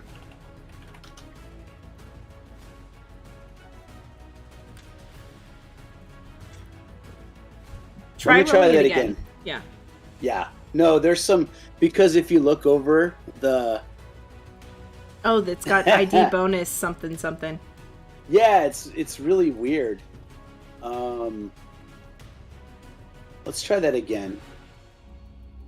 Oh, if I try to roll a penalty die, it doesn't let me. No ability found. That's because you're not clicking on your roll. Oh. That happens in every system.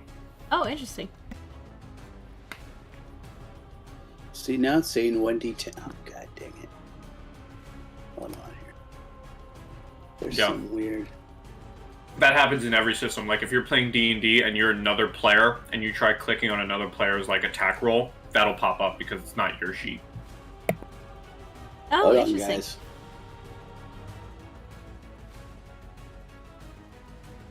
Okay, there we go. Yeah, because it's rolling D10s. For the roll. Instead of a D100. I had this happen with when we were playing before, when I was playing with just Pie Guy. Okay, now it's normal. Okay. You're fine. We're gonna allow Dean's passed out because it's already too late. And Sorry. I apologize. My fault. Okay.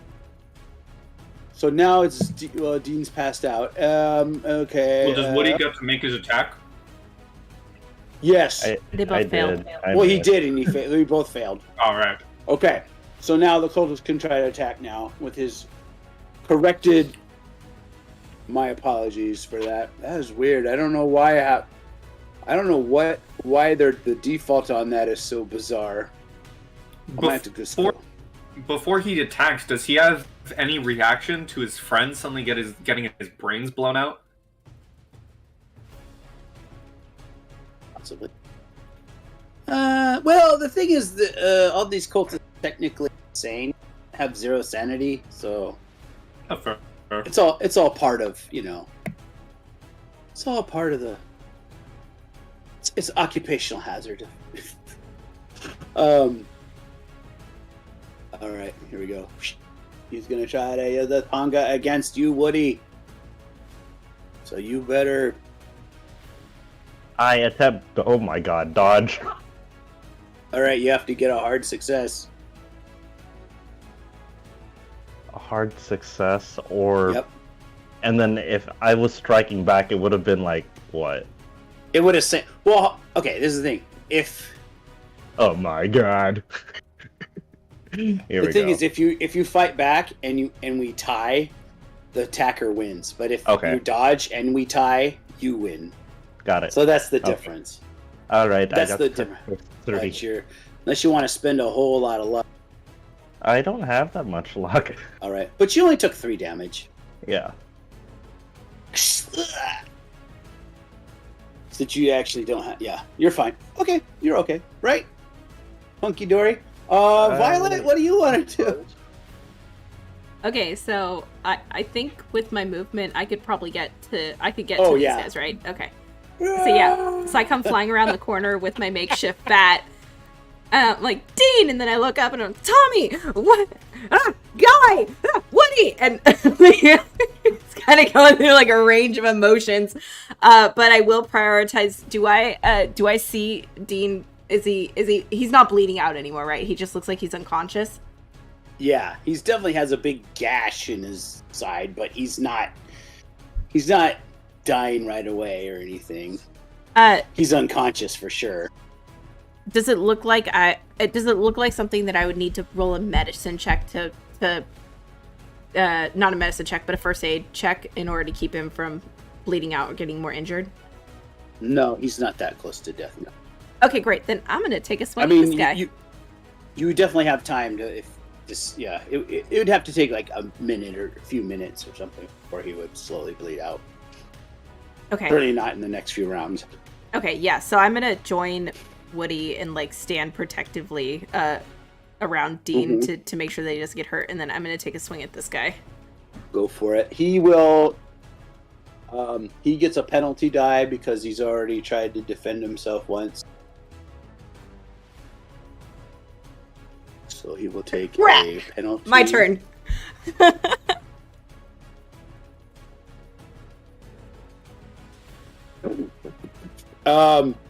So he took 8 damage, and I think he's. Oh yeah. Okay, he has to make a Constitution roll. Now it's his turn. Yes. Right, you fail. And he's passed out. He hits the side of it, falls over on the carpet. He's gone. All right. Yeah. That's everybody. Meanwhile, Tommy Masters, you see these 2 guys, and they're running, and there's a truck, like a cargo truck, like the 1920s equivalent of a cargo van, right? Mm-hmm. And they jump in the back. Somebody's telling them what to do. Tells them to. He motions to them. You can't really understand what they're saying because they're not. Mm-hmm. And it is but For a split second, this I will give you a. Oh shoot! Come on, man. Where are you? Oh, I'm on the wrong overlay. That would help. You see this truck leave, start to move forward, but the person in the passenger side of the cab stares at you, menacing, kind of stares at you, and sorry, I'm on the wrong thing. You see him, he's a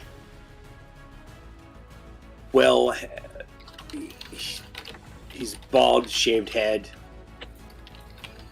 and has this very sort of stern, sort of regal look to him, and kind of stares at you for a second as the truck begins to go away, speeds off, and for a split second, for just 1 second, written, stenciled on the side of the door, the words Emerson Imports.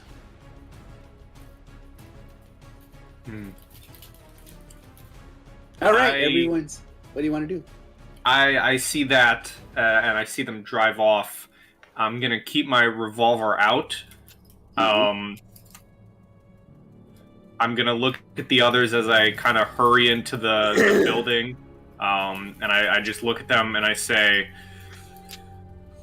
"One of you get Dean up," and I'm gonna just move to this guy, unconscious guy, and I'm just gonna, stand over him and be like, "If he's knocked out, we can question him later." I will work on getting Dean awake. Is that a first aid? Yeah, make a first aid. Would I be able to help? I also have first aid. Yeah, I'll let you help. Whoever has the highest can roll with a bonus die. How's that? Oh, you win. Okay, yeah, I'll do it then. So that's that, and then bonus die is a 9, so 44. I will spend 4 luck to get Dean up. Excellent. Roll a 6-sided divided by half. So 2. Yep. And So he slowly awakens. What do I do with 2? Oh, that's his heal. Sorry. He's got 2 hit points, extra hit points. You healed him 2 hit points. All right, Dean. Oh, okay. All right, what do you guys want to do now? You got this ledger. You've got these funny little gifts. You've got these. I want to look through this unconscious guy's pockets. All right, you look through his pockets. Other than his weapon, he doesn't seem to have anything. No watch, no. He's just very like a common laborer wear, very, just very strong, thick pants, work boots. He's got a pair of gloves. He smells kind of like the faint scent of salt, salty water, dirt, grime, diesel, that sort of thing. Thomas is just going to shake his head and kind of look back at the others and just say, "What the hell did you all get into?" How if I know? There was a bunch of that occult stuff like we'd seen before in the cave. And I'm gonna kind of unravel the bag that Dean and I had. Mm-hmm. There's a lot of evidence in here. I don't know what can be useful, but I think we can check this out later. Yeah, we've got to go. These people know that something's going on here. We gotta go. We gotta go now. We have one more in the back. I think I might have killed him. Can I do first aid on Silas? Or is he dead? You pull him over to go, "All right, Silas, I'm going to try it." You realize he sort of limply falls over. Yeah, he's dead. Oh, okay. Never mind. I'll just look He's got for... massive head trauma for some reason. I'll just look for something I can use as a like a bandage and go. Well, there's there's plenty of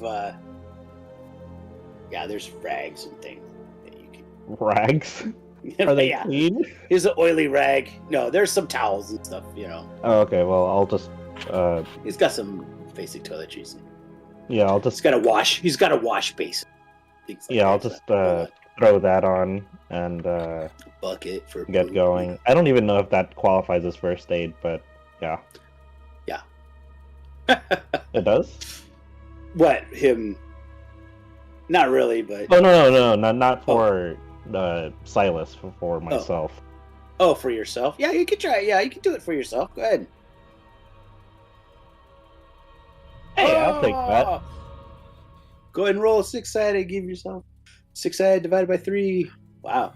Can I do a first aid to try and wake this guy up? Yeah. 6-sided die. I want to ask him. So you you divided get by 3 or divided by 2? divided by 2, so 1.5. So yeah, sorry.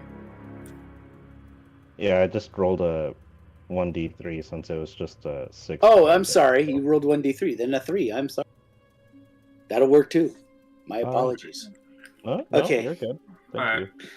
Here's my first aid to try and wake this guy up. It went great on the last cultist I tried to wake up. Maybe it'll go great on this one. It aimed at his leg. Oh.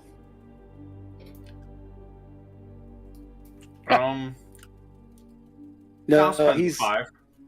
Okay. I'll do it. You spend 5.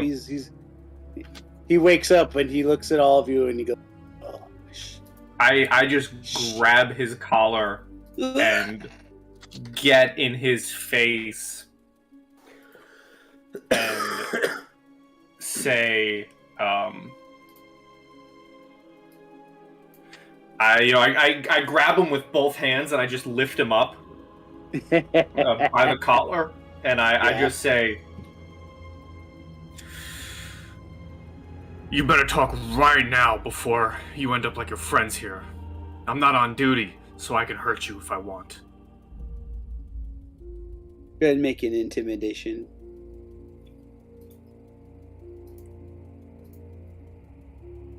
hey, come on, intimidation, please work. It didn't work last time.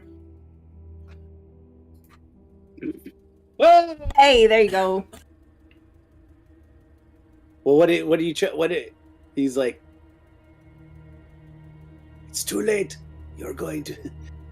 He's just laughing. The master's seen you. You're dead. While I'm holding him, I just want to, like, I'm not trying to knock him back out. I'm just trying to get my point across that I can hurt him. So I want to just, like, still holding him while the others are doing whatever they want. I just want to, like, take him. If this is a table full of items next to us, I want to do the movie thing where I slam him on the table and just drag him through all the items. Start laughing and crying and screaming.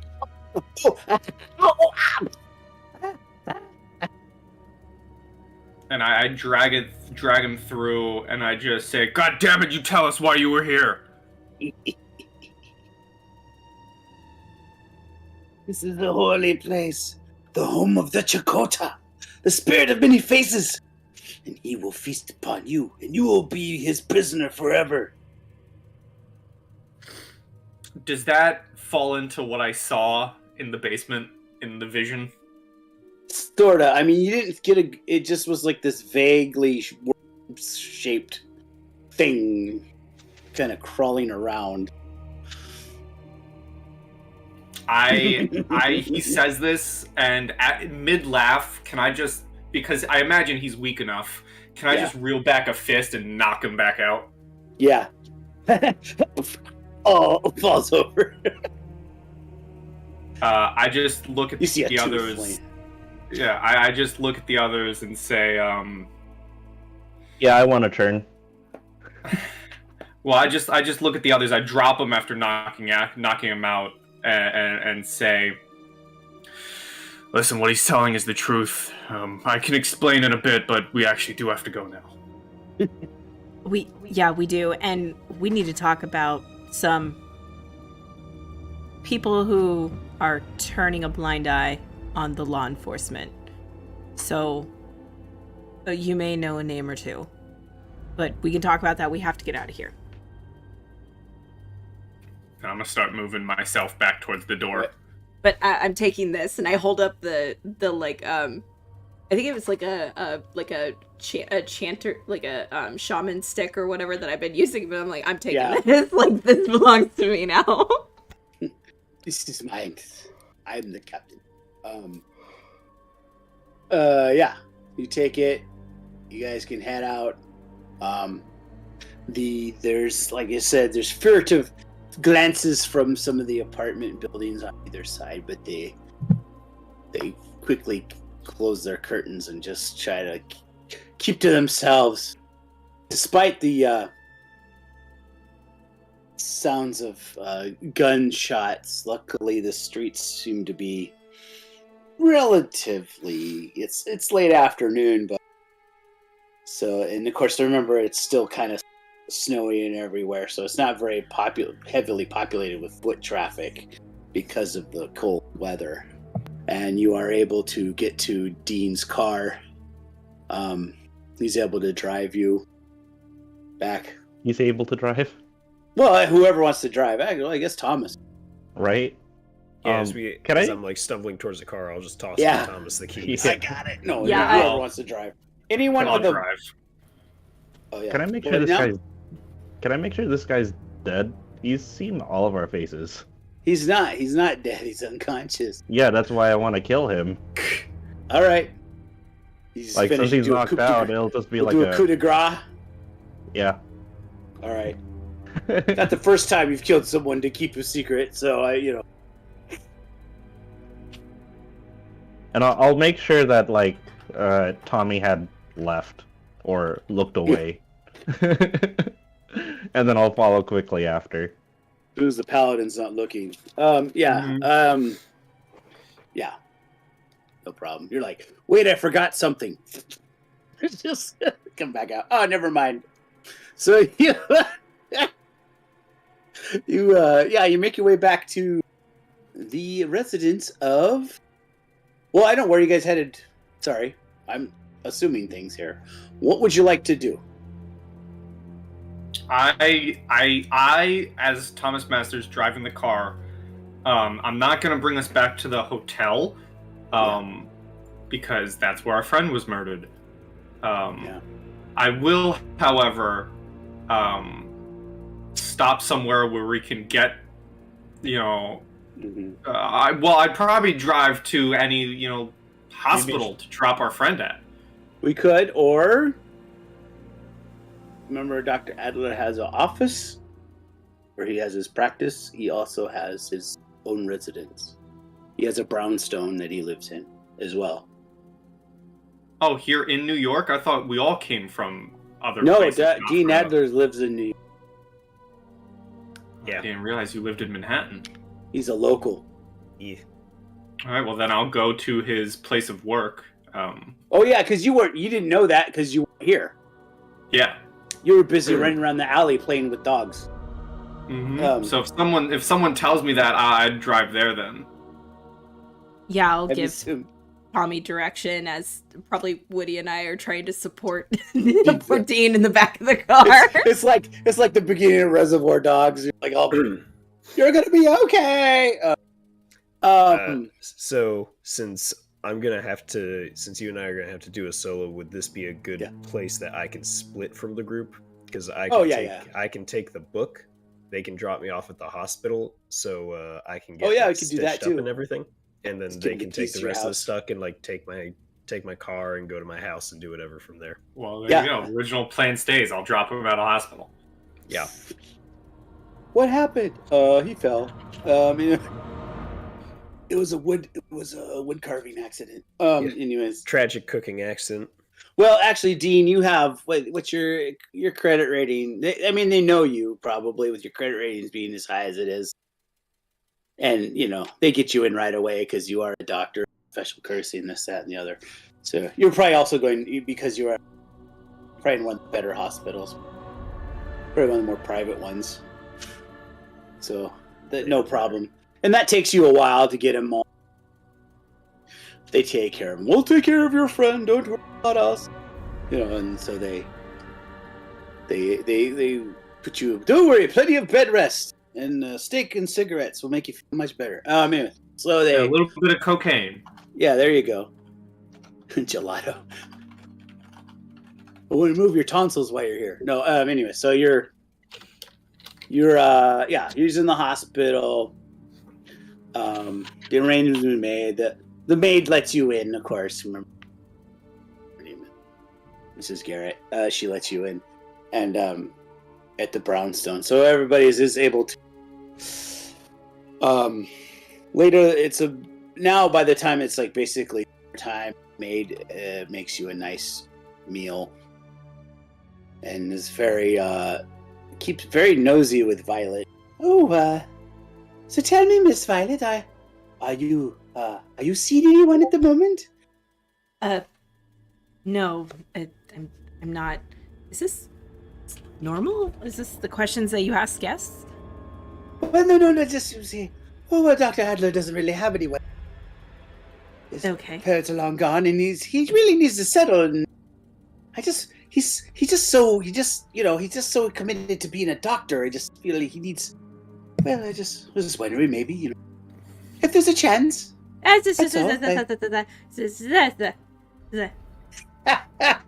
Can I get some cookies, please? While that conversation's happening, Thomas is just walking in, finding the nearest couch, and just falling back on it. Oh.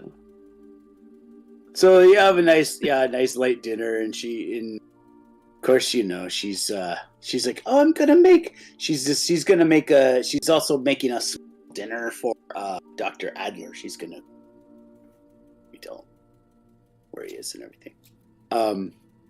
As she leaves, now it's about 7:30 at night when you hear a knock on the door.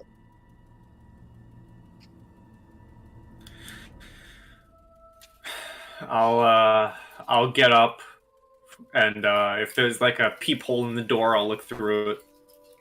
Yes, you see a well-dressed African-American man. He's wearing a very nice suit. Not super expensive, but definitely a well put together one.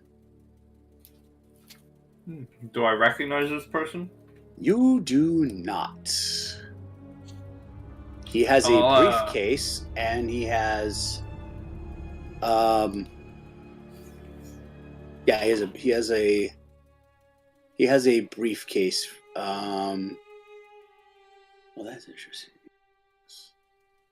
In his hand, and he seems to be looking at his watch. He's actually wearing a wristwatch, which is fairly. I will kind of like creak open the door like halfway and just say, "Can I help you?" Yes. I'm looking for Dr. Adler. Dr. Not Adler, home. is he here? Can I take a message? Well, you wouldn't happen to be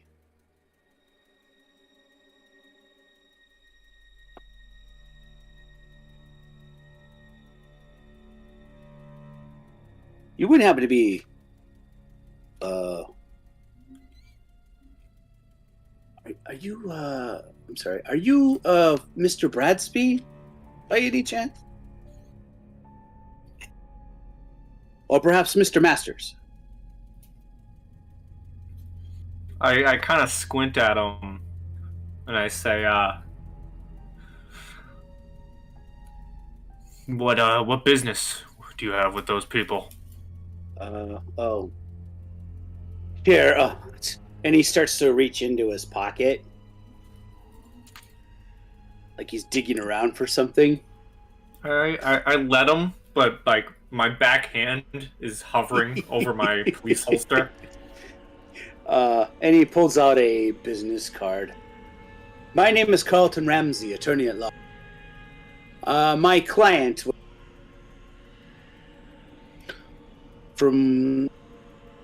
I was in charge of helping him track down some associates.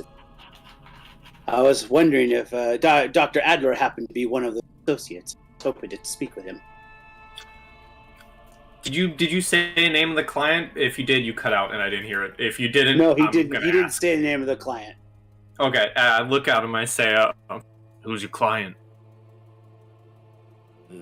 Well, it's a man named Mr. Elias Jackson Elias. I under my breath just go, "Damn it, Jackie!" And I say, "Yeah, come on in. This is us." Oh. And he sees Violet. You must be Miss Hilrick, sorry. Yes, that's me. And I look at Tommy. Do you still have your hand on your holster, like behind your back? No, it would have. It would have. Hearing Jackson's name, his hand would have relaxed back to his side. Okay, then I would probably be sitting in like one of the chairs, drinking some tea or coffee or whatever was brought to us, probably talking with Woody and trying to listen in when the guy walked around the corner. Like, yeah, I'm Violet. Okay, Violet. I would walk back around and just tell both of you, this is Jackie's lawyer.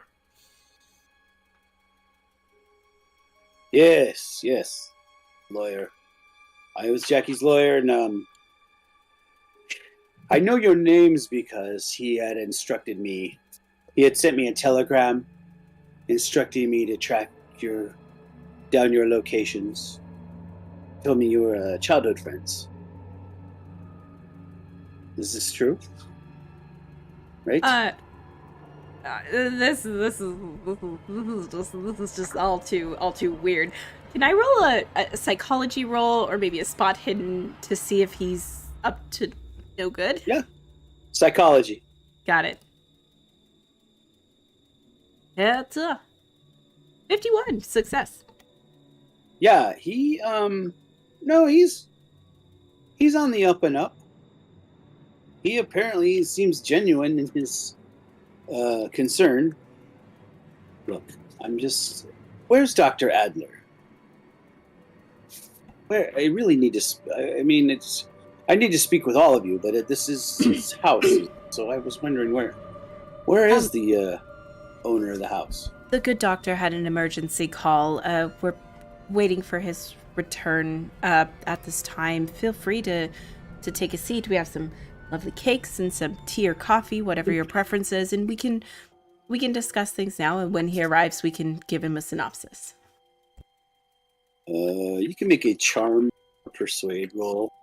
Sure. They're both the same, so let's do a charm. Let's be charming. Let's not be charming. Damn it. That's bad. Look, I can assure you Mr. Elias would be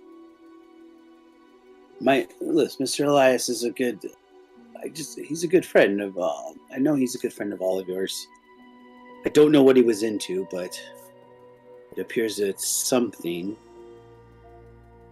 has obviously drawn the ire of someone, and that he must have really trusted you to help him in this situation.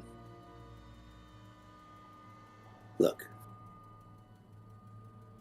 Okay, as long as you know, if you could get a hold of Dr. Adler, just please I just want you to let him know that per my client's wishes, if he were to die, he insisted that he be buried within 24 hours.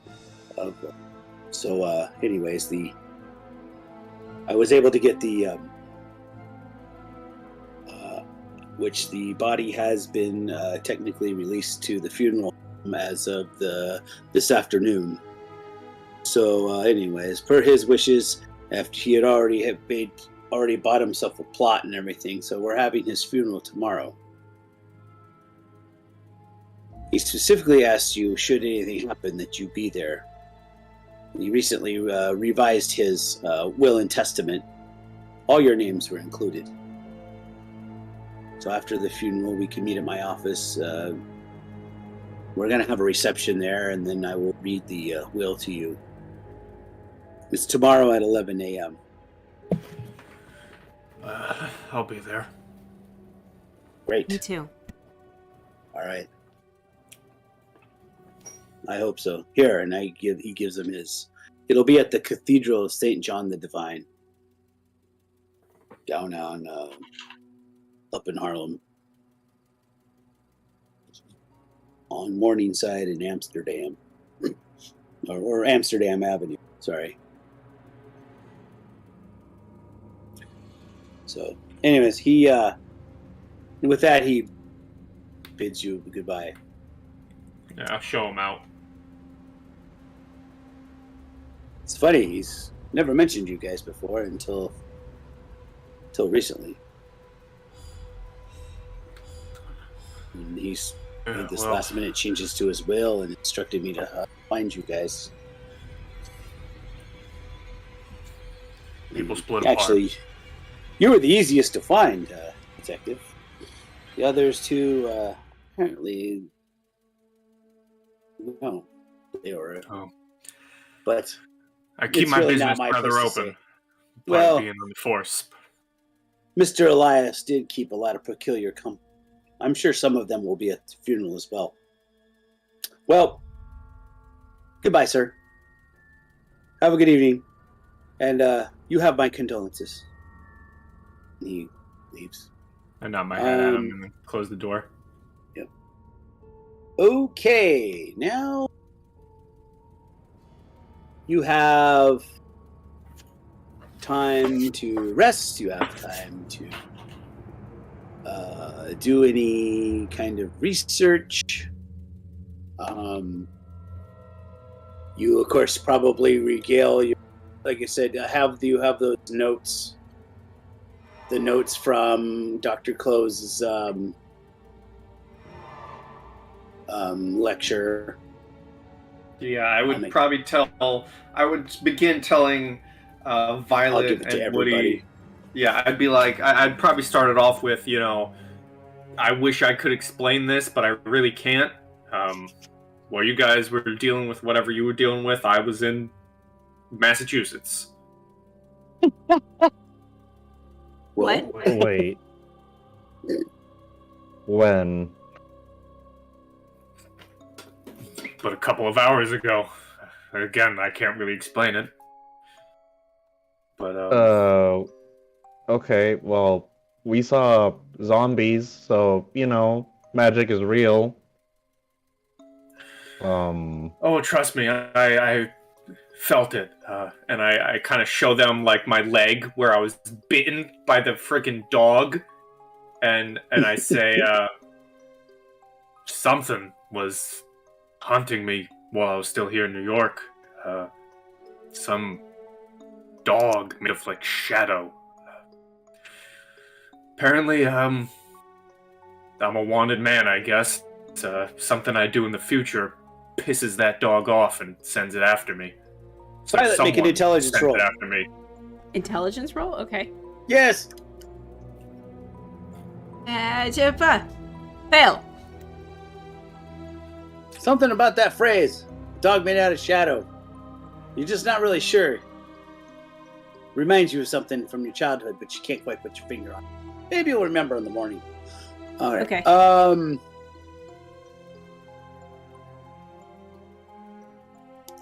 Meanwhile,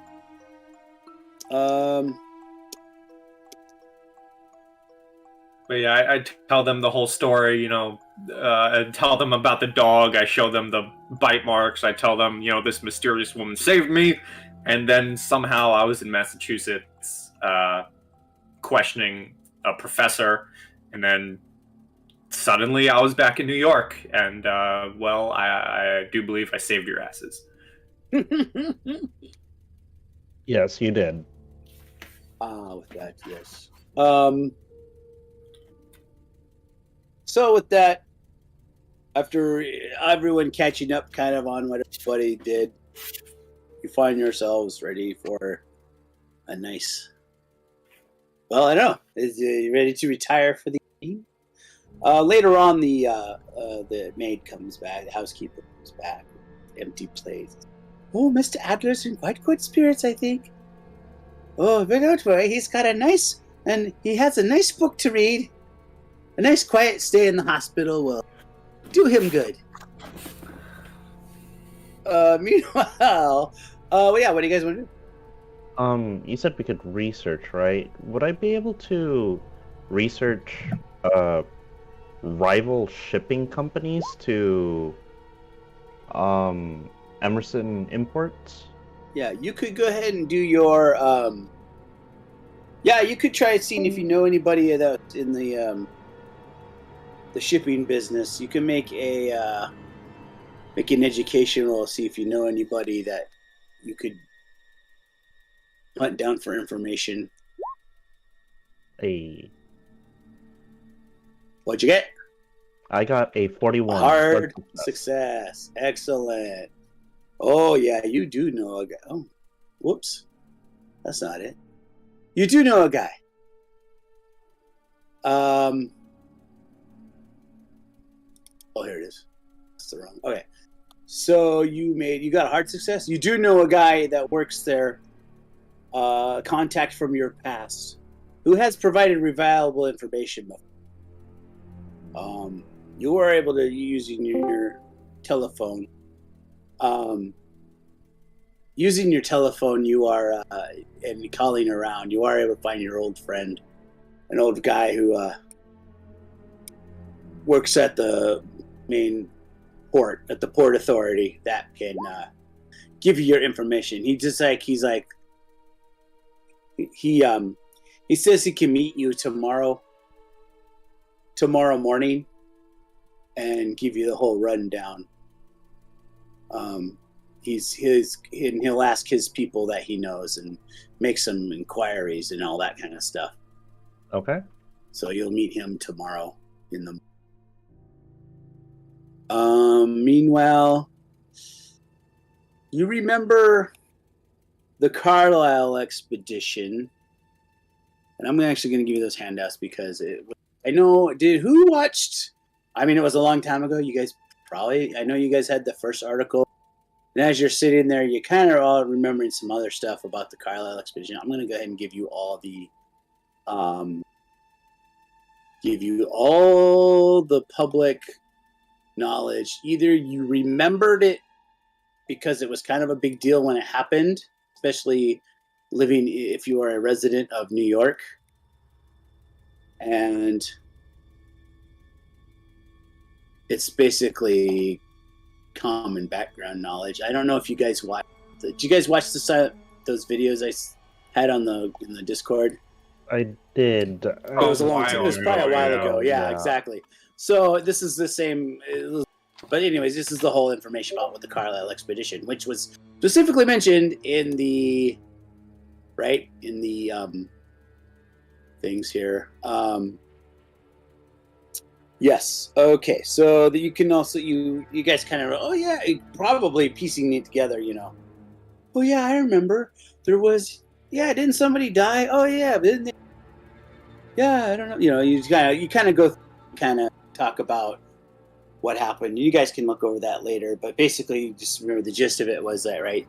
He was this rich playboy, kind of a ne'er-do-well, left for supposed to be going to Egypt, and then kept going for some reason to Africa, disappeared and was declared dead.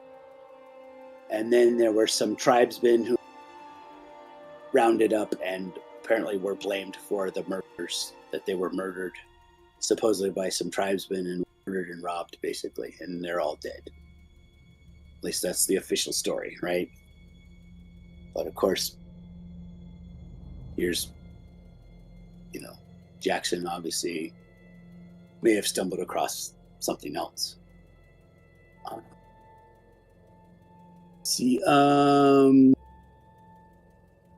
Yeah. So you kind of going over that, and you guys can read this during the off time. But as you're sitting there, I need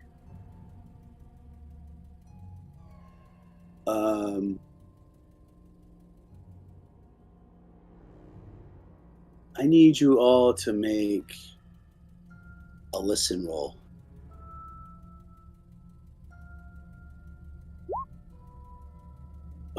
Jesus. Okay, guys. Chill out with the listening. Oh my god! No, we will not.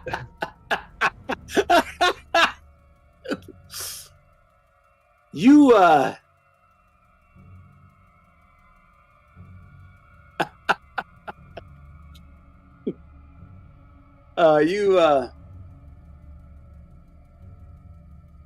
like this, by this point, you guys have been talking for quite a while, and it's getting late, almost midnight, when you hear, something, a loud flapping noise, like, and then you hear something walking along, something heavy thuds on the roof. Is there a of the brownstone? You guys are kind of basically up here. Is there a chimney in this oh, yeah. Thing? Okay, I will go straight to the chimney, and if there's like one of those gate things, like I want to gate it off and basically just like build a barricade, so that way if something comes to come down the chimney, it like hits the gate. I'm drawing my revolver. You hear the sounds of splintering wood, breaking glass, and then you hear a sound of a woman screaming above you. Oh god, the granny! Yeah, I think we're both heading up. Yep, I grab my bat. Yeah, and then I'm up the stairs. You both run. As you are running up, your ears are sounds of... Oh, here's the breaking. You, interesting. You hear this loud, sort of almost like a squawking sound, only larger and heavier than any kind of, and it just fills your ears. It's like shaking you, and it's coming from the top of the stairs, and you suddenly the top of the stairs burst open, and the torso of the housekeeper comes tumbling down the stairs. Just the torso. And we're going to leave it there. See what happens in a couple weeks. Of course. Oh my god. Okay, well, we made it through the fight. Glad to have Mr. Thomas Masters back with the group. Good gravy. Fucking crack shot, Thomas Masters. Yeah, anytime we give a gun to any of Pie's characters, it's just perfect shots. This has been consistent with his characters. It's so fun. It has to be a gun though. Yeah, it has to be a gun. So far, it's been consistent through D&D, Pathfinder, and now Call of Cthulhu. Give me more sessions where I can use a gun. All right. Hey, great game as always. Super excited to be back in Call of Cthulhu. This was really fun. It was some good twists and turns, and yes. The fuck have you been dealing with, Pie, you poor thing? All right. For now, everybody say goodbye to YouTube. Bye, YouTube. See you in a couple weeks, guys. Bye, YouTube. Happy dungeon delving, everyone. Yeah.